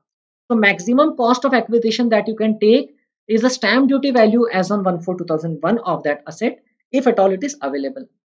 तो 1 अप्रैल 2001 का स्टैम्प ड्यूटी वैल्यू से ज्यादा कॉस्ट ऑफ एक्विजिशन नहीं ले सकते। ये दोनों जगह एप्लीकेबल है, जहां पर आपने खुद असेट खरीदा था और आप कंपेयर करते हो कॉस्ट को, या तो फिर आपने प्रीवियस ओनर से असेट को स्पेसिफाइड टाइप की ट्रांजेक्शंस में एक्वायर किया था। ओके, फॉर एग्जांपल सेक्शन 49(1) में जो ट्रांजेक्शंस लिखी है, फॉर एग्जांपल गिफ्ट के मोड से या तो फिर अंडर इनहेरिटेंस आपने वो प्रॉपर्टी को एक्वायर किया था, उसमें भी आपको ऑप्शन है कि या तो आप कॉस्ट ऑफ प्रीवियस ओनर ले सकते हो और fair market value as on 1/4/2001 ले सकते हो। Okay, whichever is higher. तो लैंड या बिल्डिंग के केस में उन्होंने कह दिया कि स्टैम्प ड्यूटी वैल्यू हम लोग देखेंगे।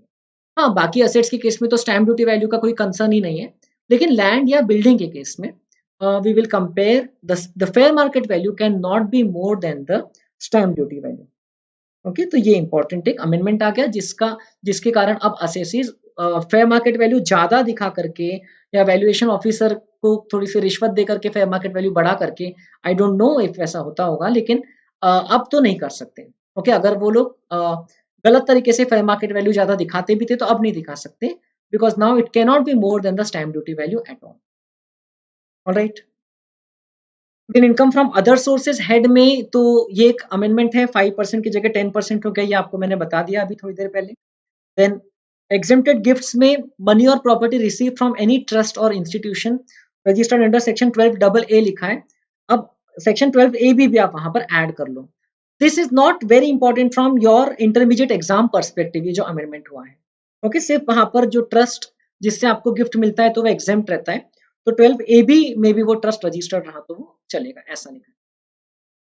अब इनकम फ्रॉम अदर सोर्सेज में मेजर अमेंडमेंट डिविडेंड्स के संबंधित आया है, जिसके पूरे की पॉइंट्स मैंने यहाँ पर आपको बता दिया है, तो आप देख सकते हो क्या अमेंडमेंट्स हैं, देख लीजिए। Taxability of dividends,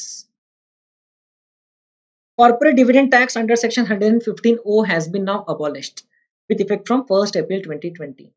section 115 BBDA जो कि 10 लाख के एक्सेस वाली डिविडेंड इनकम पे 10% टैक्स वाला प्रोविजन था, तो वो भी अब अबॉलिश हो गया, वो भी अब एप्लीकेबल नहीं है 1 अप्रैल 2020 ऑनवर्ड्स। सेक्शन 1034 वाला डिविडेंड का एग्जेम्पशन हटा दिया गया है, सिमिलरली सेक्शन 1035 वाला income from unit trust of India या स्पेसिफाइड म्यूचुअल फंड यूनिट्स, जो आपको ये वाले फंड से आपको इनकम मिलती थी, डिविडेंड इनकम की मेनली बात हो रही, वो विड्रॉ कर लिया गया है. So now as a consequence this incomes will be taxable under the head income from other sources at normal slab rates. Okay, now that these incomes will be taxable, तो वो इनकम में से deduction आपको किस चीज का मिलेगा, तो वो उन्होंने यहाँ पर बताया है. ओके, देखिए ध्यान से. Deduction under section 57 shall be available in the case of dividend or income in respect of units. मतलब ये दो टाइप की इनकम जो अब टैक्सेबल हो गई है, म्यूचुअल फंड यूनिट्स या डोमेस्टिक कंपनी के शेयर्स पे डिविडेंड या इवन फॉरेन कंपनी के शेयर्स पे डिविडेंड. उन्होंने बोल दिया इंटरेस्ट का एक्सपेंडिचर आपको मिलेगा. Interest expenditure incurred to earn such income. मतलब फॉर एग्जांपल आपने इन्वेस्ट करने के लिए अगर लोन लिया है, ओके, आपको अगर लोन कम रेट पे मिल रही है और आपको लगता है इन्वेस्टमेंट करके आप ज्यादा कमा लोगे, तो लोग करते हैं लेवरेजिंग, कहते हैं इसको. इन्वेस्ट करने के लिए आपने लोन लिया है और वो लोन पे आप इंटरेस्ट पे कर रहे हो, तो यहाँ पर आपको लिखा हुआ है कि interest expenditure shall be allowed as a deduction from the dividend income on the investments, dividend income on such shares और mutual fund units. Even foreign company के डिविडेंड्स पे अप्लाई होगा. But this interest expenditure shall be allowed subject to a maximum of 20% of such income. ये जो deduction है ये maximum कितना available रहेगा, maximum 20% of such income included in the total income for the previous year. तो आप जितना ये इनकम इंक्लूड करोगे उसके 20% से ज्यादा अगर आपने इंटरेस्ट पे किया भी है तो आपको उसका डिडक्शन नहीं मिलेगा.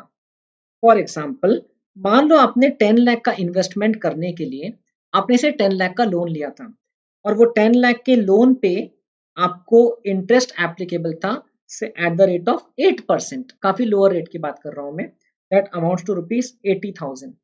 और आपने वो 10 लाख को बाद में आपने कहां पर किया, आपने इन्वेस्ट कर दिया था in the shares of domestic company और म्यूचुअल फंड यूनिट्स.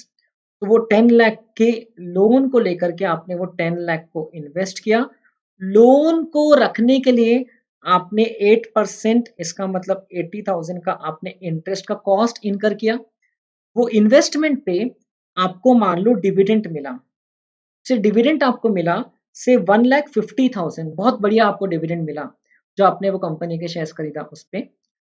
तो वो डिविडेंड इनकम आपके हाथ में पूरी तरह टैक्सेबल रहेगी. Okay, it will be included in the income from other sources head. But उसमें से आप ये पूरे 80,000 का डिडक्शन नहीं ले सकते. ले सकते हो लेकिन एक लिमिट तक. कितना आप डिडक्शन ले सकते हो, सिर्फ 30,000 का, that is 20% of such dividend income.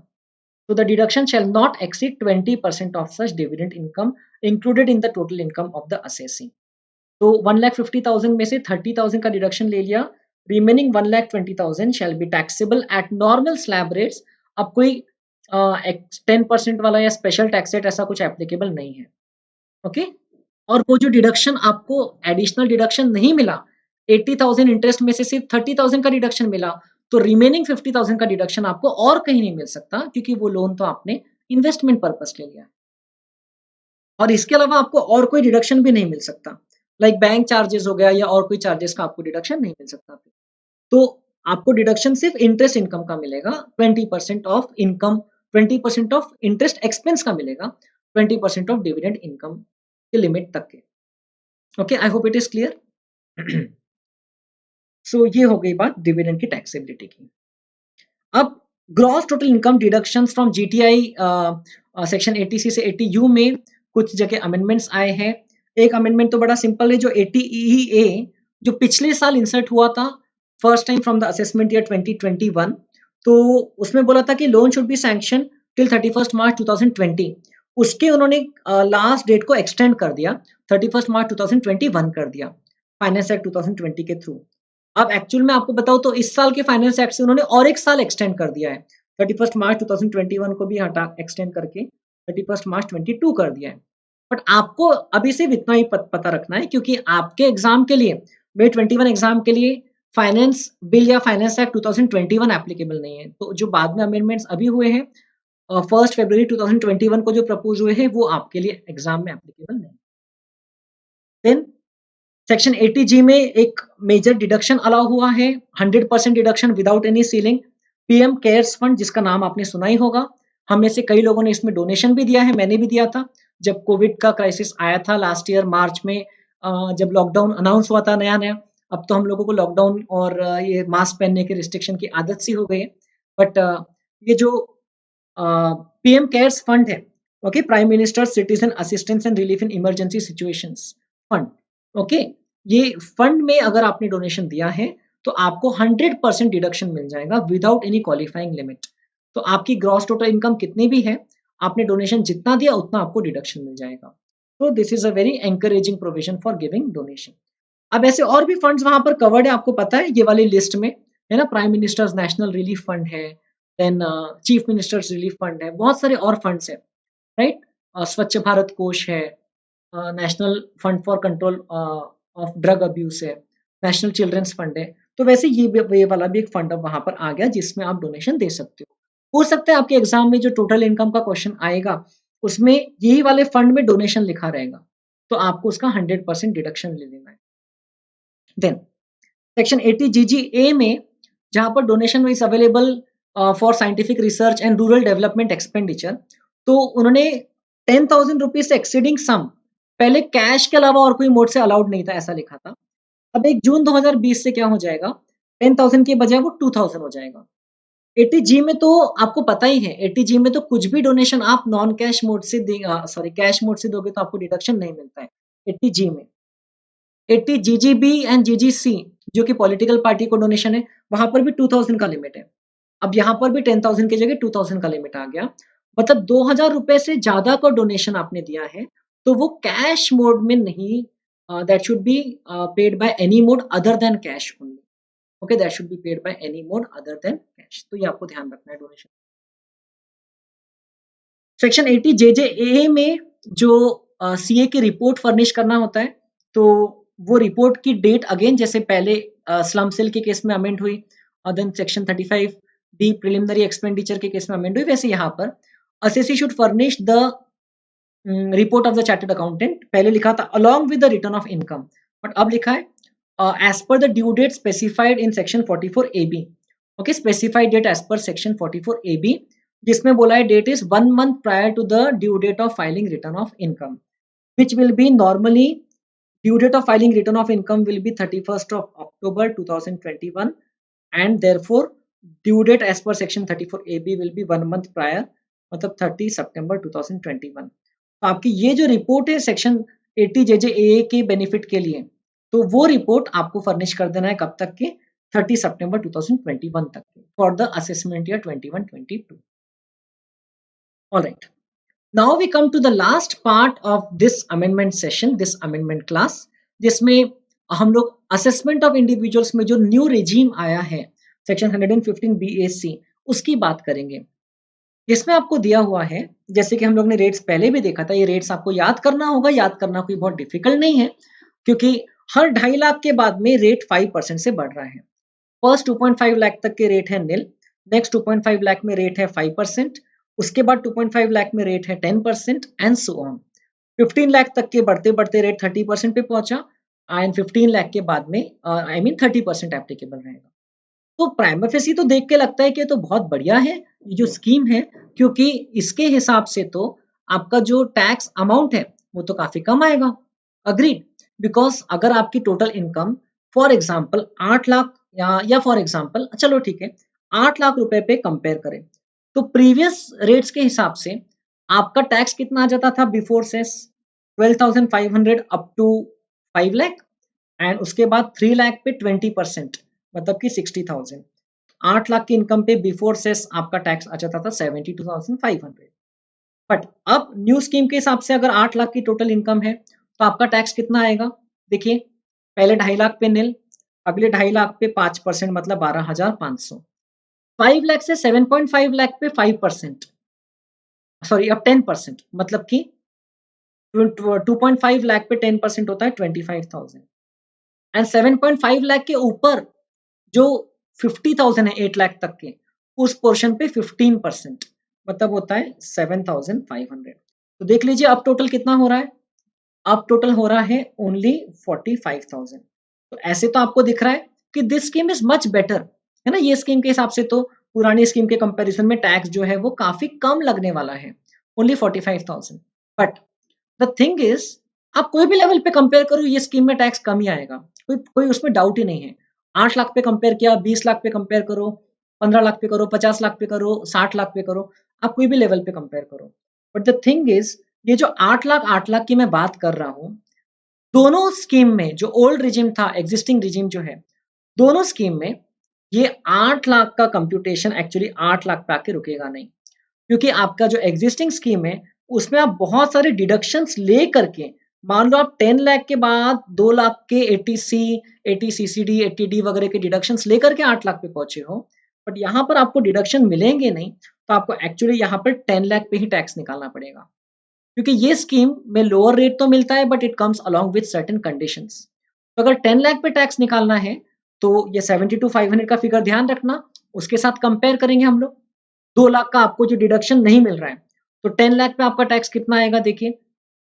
पहले 2.5 लाख पे नेल, अगले 2.5 लाख पे 12,500, फिर उसके बाद में 25,000, और उसके बाद ये 2.5 लाख पे 25%, 10 लाख पे। सो कितना होता है, सॉरी 15%, ये 2.5 लाख पे 15% मतलब होता है 37,500। तो इसका टोटल अगर आप देखो टैक्स का, तो ये हो जाता है 50 प्लस 25, देखो 75,000 हो गया। It has surpass that limit of 72,500। So अगर वो इंडिविजुअल कुछ डिडक्शंस लेता है, नॉर्मली हर इंडिविजुअल एटलीस्ट कुछ नहीं तो 80C 80D में डिडक्शन देता है। 80C में तो मोस्ट कॉमन है टैक्स बचाने के लिए भी, और इन्वेस्टमेंट भी हो जाता है उसी बहाने। तो वो डिडक्शंस 115 बीएसई वाली स्कीम में अवेलेबल नहीं रहेंगे। तो अज्यूमिंग कि 2 लाख रुपए का डिडक्शन अगर वो इंडिविजुअल लेता है, तो उसके लिए 10 लाख की इनकम अब 10 लाख ही रहेगी, जीटीआई में से उसको वो डिडक्शन नहीं मिलेगा, तो 10 लाख पे उसको ये वाले स्कीम के हिसाब से टैक्स कैलकुलेट करना पड़ेगा जो कि ज्यादा आ रहा है। एंड अगर वो 10 लाख में से 2 लाख का डिडक्शन लेता है और पुरानी स्कीम के हिसाब से टैक्स भरता है, तो उसका टैक्स एक्चुअली कम आता है। हाँ, बट ऐसा कोई एसएससी है जो डिडक्शंस बहुत कम लेता है, से उसके पास ज्यादा इन्वेस्टेबल सरप्लस रहता ही नहीं है, तो वो एटीसी में ज्यादा इन्वेस्टमेंट करता ही नहीं है, डिडक्शंस लेता ही नहीं है, तो ऐसे एसएससी की टैक्सेबल इनकम में ज्यादा फर्क नहीं रहेगा। तो ऐसे एसएससी के लिए तो न्यू स्कीम 115 बीएससी बहुत अच्छी है। एक तो इसकी सिंप्लिसिटी भी है, दूसरा इसमें लोअर रेट ऑफ टैक्स भी है। ओके, सिंप्लिसिटी क्योंकि इसमें बहुत सारे डिडक्शंस एंड एग्जेम्पशंस का चक्कर नहीं है, आपको वो सब देखना नहीं है। बट दूसरा, उसमें टैक्स का रेट भी लोअर है, दैट इज इंपॉर्टेंट पार्ट। सो अगर आप एडवाइस करना रहे तो आपको तो दोनों केस देखना चाहिए। आइडियली एज एन इंडिविजुअल आपको अगर रिटर्न फाइल करना है तो उसके पहले आपने दोनों तरीके से देखना चाहिए। 115 बीएससी वाली स्कीम के हिसाब से अपना टैक्स कितना आ रहा है, एंड एग्जिस्टिंग रिजीम या नॉर्मल स्कीम के हिसाब से टैक्स कितना आ रहा है, तो जिसके हिसाब से टैक्स कम आ रहा है। बट ऐसा ऑप्शन, अगर आपकी बिजनेस इनकम नहीं है, प्रोफेशनल इनकम नहीं है, तो फिर तो आप ऐसा ऑप्शन ले सकते हो, हर साल आप ऑप्शन को चेंज कर सकते हो। बट अगर आपकी बिजनेस या प्रोफेशनल इनकम है, तो हम लोग आगे कंडीशंस में पढ़ेंगे कि आपने एक बार अगर ये स्कीम से ऑप्ट आउट कर लिया, तो फिर आप ये स्कीम में दोबारा नहीं आ सकते। सो देखिए, जिन पर्सन की बिजनेस इनकम है, उनको on or before the date specified under section 139(1), मतलब कि रिटर्न ऑफ इनकम की डेट के पहले या उस दिन उनको रिटर्न ऑफ इनकम, उसके पहले उनको बताना पड़ेगा ऑप्शन कौन सा वो एक्सरसाइज कर रहे हैं, whether they are going for section 115 BAC option. And once this option has been exercised, it shall apply to subsequent assessment years as well. Okay, it will be applicable to all the subsequent assessment years. अगर आपकी business income है तो, when I say business income I mean income under the head profits and gains of business और profession. The option once exercised for any previous year can be withdrawn. ऐसा नहीं है कि हमेशा के लिए अप्लाई हो गया, एक बार विड्रॉ कर सकते हो आप सिर्फ आगे के सालों में, लेकिन उसके बाद फिर आप वापस नहीं आ सकते हो। मतलब आप वो ऑप्शन स्कीम में आए, बिजनेस इनकम थी आपकी उस साल, ओके, उसके बाद में आपने 1-2 साल ऑप्शन स्कीम में रहे, फिर आपने विड्रॉ कर लिया, तो उसके बाद आप आगे के कोई साल में स्कीम में नहीं आ सकते हैं, जब तक कि आपकी बिजनेस इनकम है। तो अगर आपकी बिजनेस इनकम होना बंद होगी तो फिर आप ये स्कीम में आना जाना कर सकते हो। So please understand, this option once exercised for any previous year can be withdrawn only once for a previous year other than the year in which it was exercised.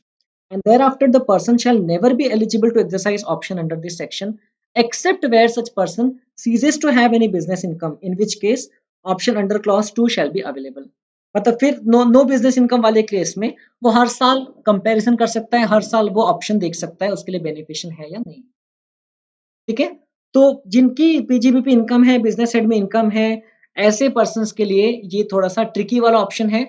अगर इंडिविजुअल एचयूएफ ऐसी income रखते और एक साल ये option ले लेते हैं और फिर आगे ऑप्ट आउट करते हैं, आगे कभी वो ऑप्शन नहीं लेते हैं, मतलब कि वो रेगुलर स्कीम के हिसाब से टैक्स भरना चाहते हैं, क्योंकि वो रियलाइज करते हैं कि नहीं बहुत सारे डिडक्शंस तो हमको नहीं मिल रहे हैं इस ऑप्शन, तो फिर उसके बाद वो लोग ये ऑप्शन में कभी नहीं आ सकते हैं। Okay, they cannot come into this option later on unless they cease to have business income in the future years. और जो पर्सन की बिजनेस इनकम है ही नहीं, कोई प्रॉब्लम नहीं, वो हर साल रिटर्न ऑफ इनकम के साथ साथ में वो बता सकता है। Okay, and it shall not apply to the subsequent year. देखो ये वाली लाइन यहाँ पर नहीं लिखी है, आगे के सालों में वो अप्लाई नहीं होगा। हर साल फ्रेश रिटर्न फाइलिंग की डेट तक उसको चॉइस है, तब तक वो डिसीजन मेकिंग कर सकता है। मतलब आपको प्रीवियस ईयर में डिसाइड नहीं करना है, आपके पास असेसमेंट ईयर में रिटर्न फाइलिंग डेट तक के टाइम है ऑप्शन डिसाइड करने का। Effectively such individual or HUF can choose whether or not to exercise the option in each previous year. Her previous year में आप चूज कर सकते हो, एक साल में आप ले सकते हो, एक साल में नहीं ले सकते हो। Okay, and also reminder, this option is available only to an individual or HUF. Okay, 115 BAC की हम लोग बात कर रहे हैं, हम लोग कंपनी एसईसी के लिए जो स्पेशल ऑप्शन है वो हमारे कोर्स में नहीं है, उसकी कंडीशंस की बात नहीं कर रहे हैं। कोऑपरेटिव सोसाइटी के लिए स्पेशल ऑप्शन है, वो भी हमारे कोर्स में नहीं, उसकी बात भी नहीं कर रहे हैं। सिर्फ इंडिविजुअल या एचयूएफ के लिए ये ऑप्शन अवेलेबल है। If a person fails to comply with the conditions mentioned in 115 BAC 2, ये कंडीशंस देखो इधर हैं। ओके, अगर आप उसका डिडक्शन ले लेते हो तो फिर ऑप्शन इनवैलिड हो जाएगा। 115 बीएससी 2 में इतने सारे लिस्ट ऑफ आइटम लिखे जिसका डिडक्शन आपको नहीं मिलेगा अगर आप ये ऑप्शन के हिसाब से जाना चाहते हो। So the option shall become invalid in respect of the assessment year relevant to the previous year, and other provisions of this act shall apply as if the option had not been exercised at all. तो simple सी बात है, अगर आप वो जो deductions and exemptions allowed नहीं थे, अगर आप वो लेते हो तो फिर आपको ये ऑप्शन नहीं मिलेगा एंड इनवैलिड माना जाएगा एंड उस असेसमेंट ईयर के लिए, and other provisions shall apply as if आपने ऑप्शन लिया ही नहीं था। ओके, मतलब आप नॉर्मल रेगुलर स्कीम के हिसाब से टैक्स भरोगे इन दैट केस। और अगर बिजनेस इनकम वाले पर्सन ने ऐसा किया, ऑप्शन एक्सरसाइज किया था, लेकिन उस साल या आगे के साल में उसने 115 बीएससी 2 की कंडीशन वायलेट किया, मतलब ये एग्जेम्पशन या डिडक्शन को क्लेम किया है, तो इन दैट केस उसका वो ऑप्शन तो गया उस साल के लिए एंड आगे के सालों के लिए भी he will not be entitled for that option. In that case business income वाले पर्सन ने अगर वो ऑप्शन एक्सरसाइज किया था एंड आगे अगर फेलियर टू सेटिस्फाई कंडीशन रहता है, if he fails to satisfy condition, then the option shall become invalid for subsequent assessment years also, and other provisions of this act shall apply for those years accordingly. तो अभी income tax act पूरी तरह simplify नहीं हुआ, सबके लिए ये option नहीं आ गया, सबके लिए वो एग्जेम्पशंस रिडक्शंस हट नहीं गए, लेकिन may B this is one step towards what may be there 10 years down the line. हो सकता है बहुत सिंप्लीफाइड इनकम टैक्स रहे कि आपने जो इनकम कमाया है उसमें बहुत सारे डिडक्शंस अवेलेबल ही नहीं रहेंगे, उस पर सीधा ये लोअर रेट पे टैक्स आप भर दो, खत्म करो। So maybe we are moving towards that, but then may be this is too early days to talk about what may happen after 10 years. So business वाले पर्सन को लेकिन वो ऑप्शन से बाहर भी कर दिया जाएगा अगर उसने 115 बीएससी सबसेक्शन 2 में जो डिडक्शंस एंड एग्जेम्पशंस मना किए हैं उसका डिडक्शन ले लिया है। तो AMT liability, alternate minimum tax की लाइबिलिटी जो रहती है 18.5% की, that shall not be attracted. Okay, individuals और HUFs exercising this option are not liable to alternate minimum tax under section 115 G. Okay, उनको एएमटी लाइबिलिटी एप्लीकेबल नहीं रहेगी। तो आप अगर आपको बिजनेस इनकम एप्लीकेबल नहीं है तो आप ये भी चेक कर सकते हो कि एएमटी अल्टरनेट मिनिमम टैक्स ज्यादा आ रहा है क्या, ये वाले ऑप्शन में इनकम ये वाले ऑप्शन के हिसाब से आपका टैक्स कम आ रहा है क्या, तो आप ये ऑप्शन ले लो, है ना, क्योंकि अगर आपकी बिजनेस इनकम नहीं है तो आप तो अगले साल वापस से चूज कर सकते हो, राइट। 115 बीएसी 2 में आपको एक list of exemptions and deductions लिखे जो इस ऑप्शन में अवेलेबल नहीं है। So any such beneficial option has to come with its own conditions. So these are the conditions. क्या कंडीशन से आप पूरे यहाँ पर देख सकते हो कौन से प्रोविजंस का डिडक्शन नहीं है। एक है LTC, leave travel concession.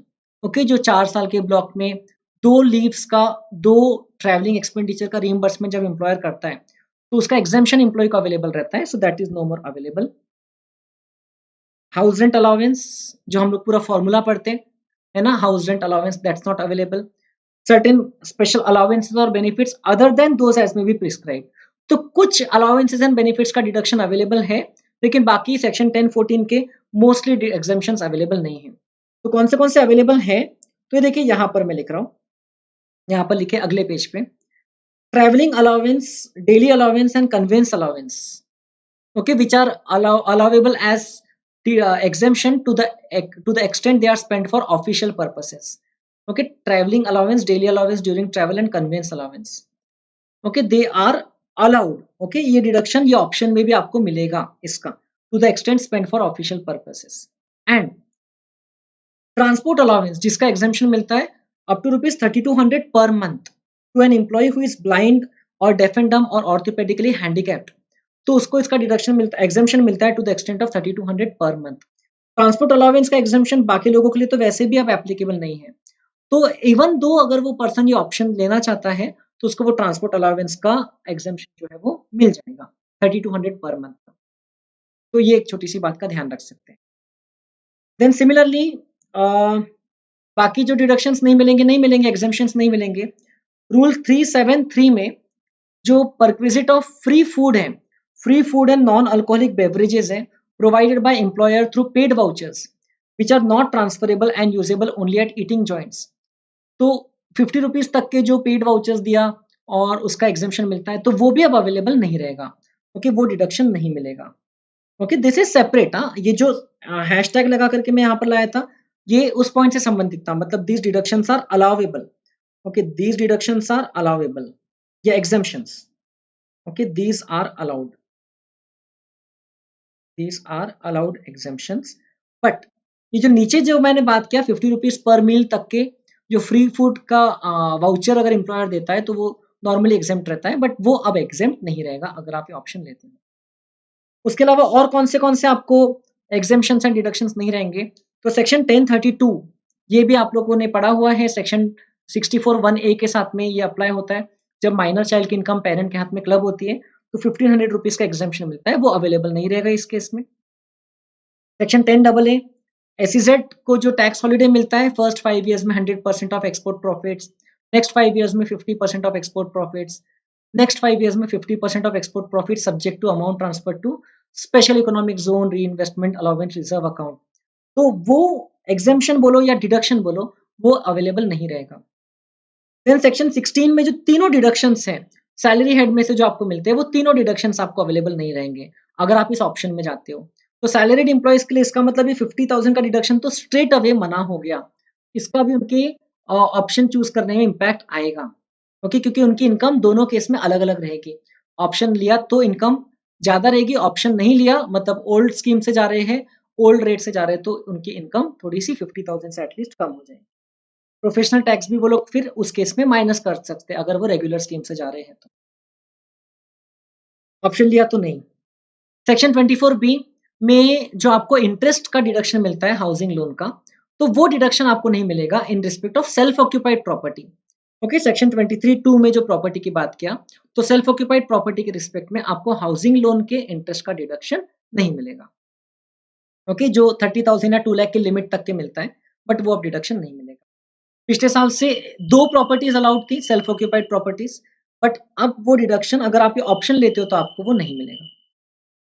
Then section 32(1)(2)(a) additional depreciation भी आपको नहीं मिलेगा, ओके, मैन्युफैक्चरिंग एसएसीज को एडिशनल डिप्रिसिएशन मिलता था फर्स्ट ईयर जिसमें उन्होंने एसेट को एक्वायर करके पुट टू यूज किया, वो नहीं मिलेगा 20% वाला। देन सेक्शन 35(1)(2) सेक्शन 35 में बहुत सारे उन्होंने डिसअलाउ कर दिए, section 35(1)(2), section 35(1)(2)(a) and section 35(1)(3) जो साइंटिफिक रिसर्च एसोसिएशन के रिस्पेक्ट में आपने रिसर्च एसोसिएशन को कंट्रीब्यूशन दिया है, अब तो वैसे भी ये सब डिडक्शन 100% है, लेकिन वो आपको अगर आप ऑप्शन लेते हो तो उसमें डोनेशन करने का डिडक्शन नहीं मिलेगा। Even section 35(2)AA where you make donation to national laboratory, university, IIT और other specified person, उसका डिडक्शन भी आपको नहीं मिलेगा। सेक्शन 35AD स्पेसिफाइड बिजनेस में जो इन्वेस्टमेंट लिंक टैक्स इंसेंटिव मिलता है कैपिटल एक्सपेंडिचर का 100% डिडक्शन, वो भी नहीं मिलेगा। 35 CCC expenditure on notified agricultural extension project, इसका भी डिडक्शन आपको नहीं मिलेगा। ओके, जिसमें again subject to lot of rules आपको उसमें डिडक्शन मिलता था। सेक्शन 57 2A, फैमिली पेंशन के केस में deduction was available up to 1/3 of income और ₹15,000 विच एवर इज लेस, तो वो डिडक्शन भी अवेलेबल नहीं रहेगा। चैप्टर 6A के बहुत सारे डिडक्शंस जो कि आपके सिलेबस में आपने इतने सारे पढ़ा है, 80C, 80CCC, CCD1, CCD1B। CCD1 और 1 भी इसलिए लिखा है क्योंकि 80 CCD2 का डिडक्शन उन्होंने स्पेसिफिकली अलाउ करके रखा है। ओके, 80 CCD2 को उन्होंने स्पेसिफिकली अलाउ करके रखा है अदर देन द प्रोविजंस, मतलब कि दिस इज अलाउड। ओके, ये डिडक्शन अलाउड है, तो ये अच्छी बात है आपके लिए। ओके, 80 CCD2 का डिडक्शन आपको मिल जाता है। ऑलराइट, तो this is allowed for you, this is good for you. लेकिन बहुत सारे जो आपको अदरवाइज चैप्टर 6A में 80C, 80D बड़े बड़े डिडक्शंस थे, 80 CCD1B जिसमें एडिशनल 50,000 का आप डिडक्शन ले सकते थे, देन 80DD, DDB, ये बहुत सारे जो एजुकेशनल लोन का इंटरेस्ट पोर्शन है, 80EEB, ये बहुत सारे जो डिडक्शंस है, डोनेशंस दिया आपने उसका deduction, 80TTA saving account interest का डिडक्शन, 80U डिसेबल्ड पर्सन के रिस्पेक्ट में, ये सब डिडक्शंस आपको अवेलेबल नहीं रहेंगे। ओके, अगर आप ये ऑप्शन लेते हो तो this is the biggest difference, this could be the biggest difference between the income as per earlier scheme and income as per this option, क्योंकि जीटीआई के बाद तो ऑलमोस्ट हर कोई डिडक्शन लेता है। तो कौन से डिडक्शन सिर्फ अलाउड रहेंगे? 80 CCD2 employer contribution to NPS which is allowed to the extent of in the case of government employee 14% and other case में up to maximum 10% of salary, and 80 JJAA जो deduction in respect of employment of new employees है, तो वो deduction आपको available रहेगा, लेकिन बाकी deductions आपको चैप्टर 6A के अवेलेबल नहीं रहेंगे।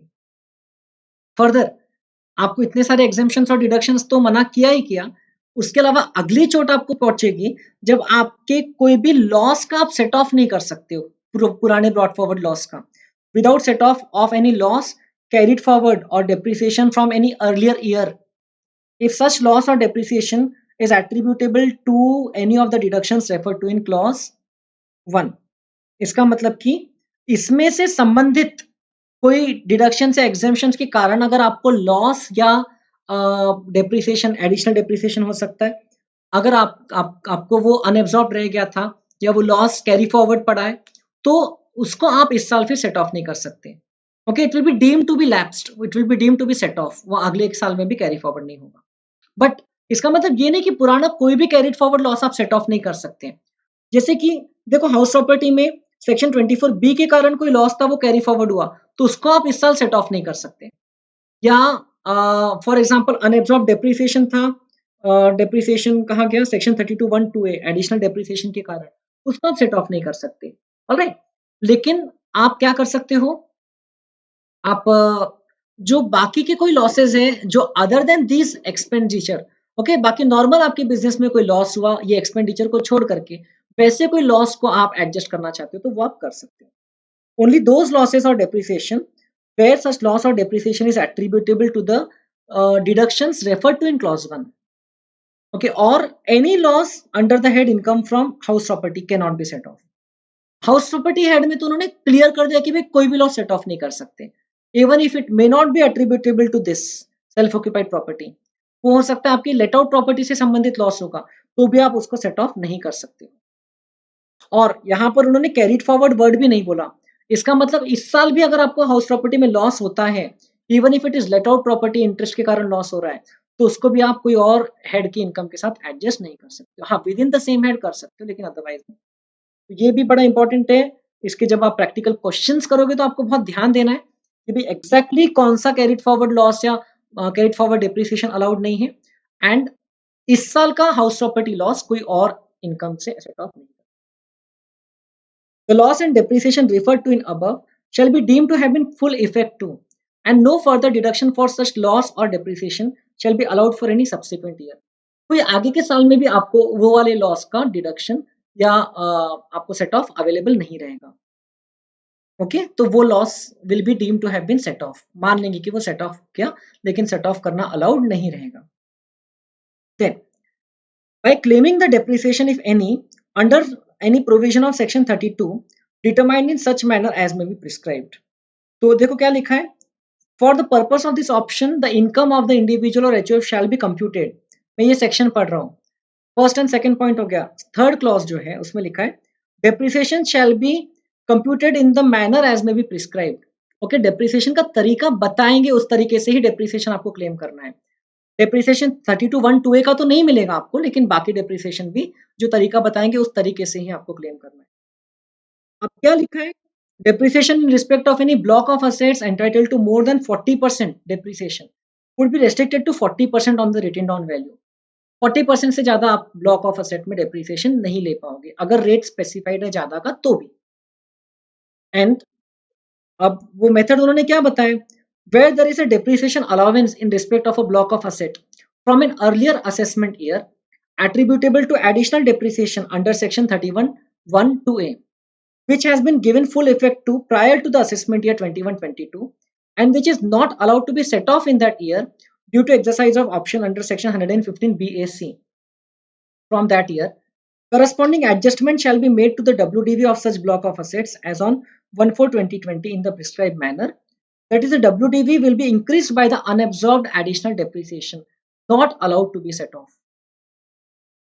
ओके फॉर एग्जाम्पल, अगर आपने कोई पहले के साल में कोई असेट खरीदा है, उसको पुट टू यूज किया है एंड एडिशनल डेप्रिसिएशन आप उसका बेनिफिट ले चुके हो।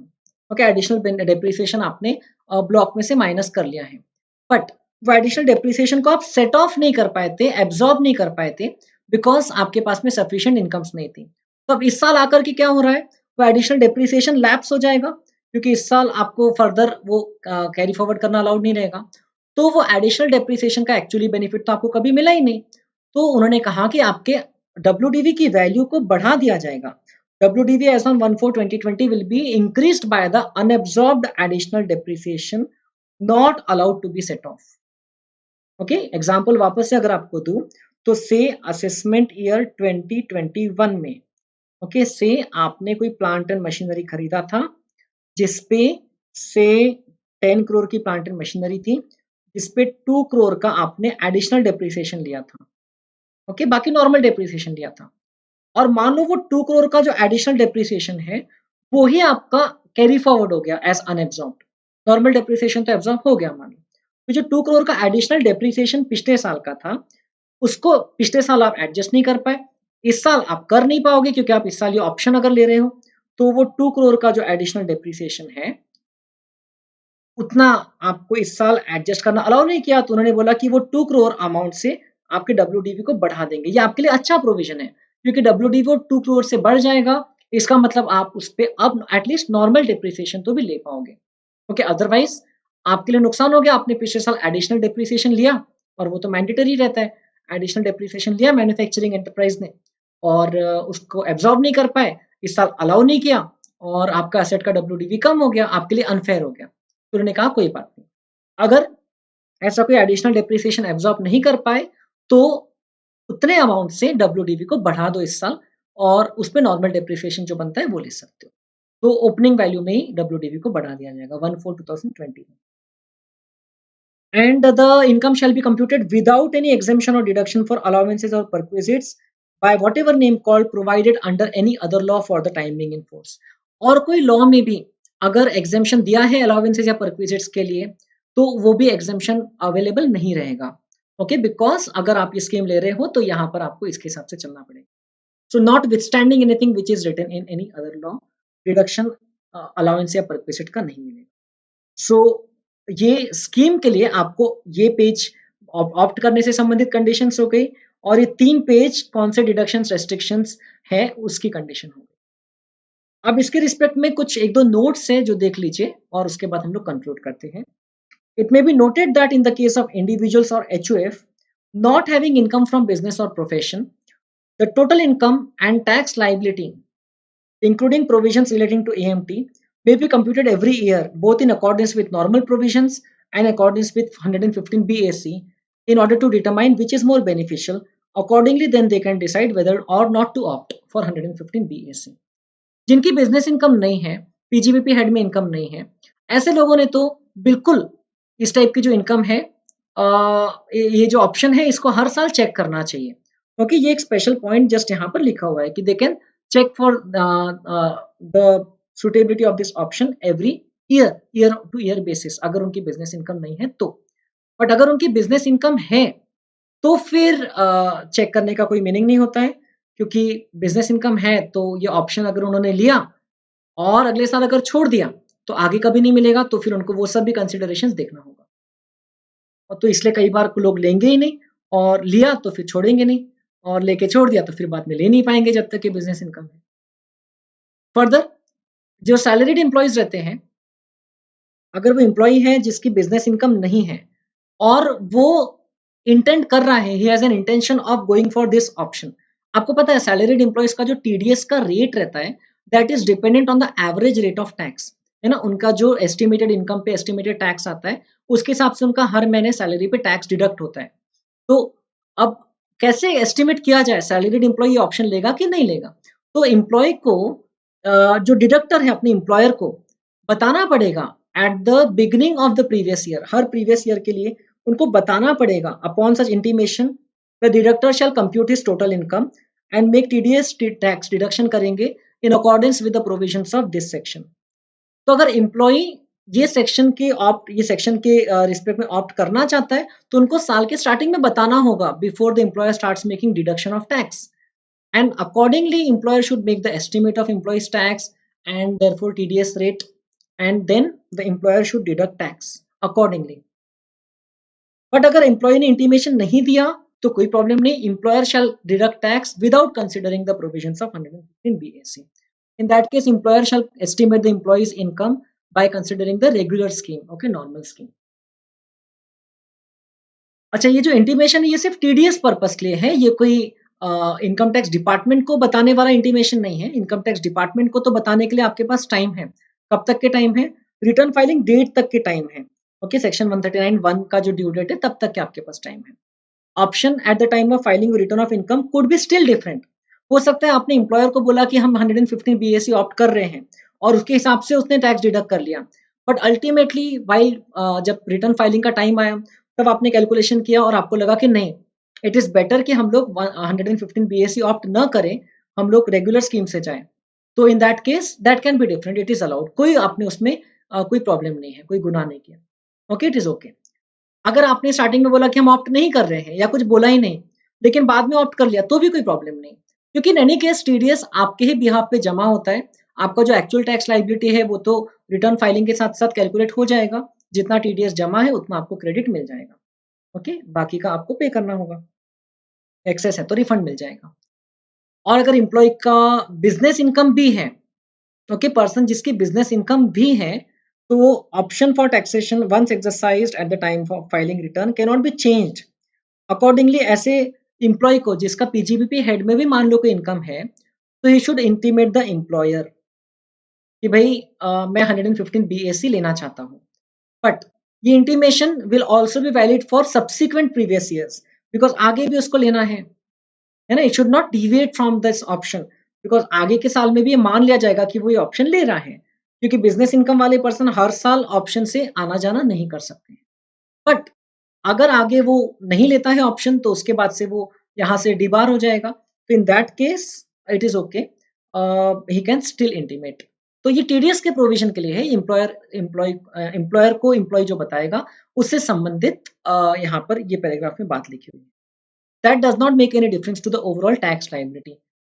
सो section 115 BAC very important section इस बार आया है आपके एग्जाम में, डेफिनेटली उस पर से कुछ क्वेश्चंस पूछेंगे, you should be very well prepared. अब मैं एक गुड न्यूज आपको बता दूं, कुछ सेक्शंस आपके सिलेबस से कम भी हो गए हैं। जैसे मैंने जो लेटेस्ट मॉड्यूल थी वो देखा, तो सेक्शन 32 AD जो है वो सेक्शन 32 AD वो अब एप्लीकेबल नहीं है, इन्वेस्टमेंट अलाउंस, क्योंकि उसका जो लास्ट डेट था दैट वाज 31 मार्च 2020, उसके बाद से सेक्शन 32 AD का डिडक्शन जो है वो नहीं मिल रहा है, इन्वेस्टमेंट अलाउंस नहीं। हाँ, आपने जो इन्वेस्टमेंट किया उसमें 15% का आपको डिडक्शन मिलता था, वो अब नहीं मिलेगा, वो अब आपको कोर्स में नहीं है।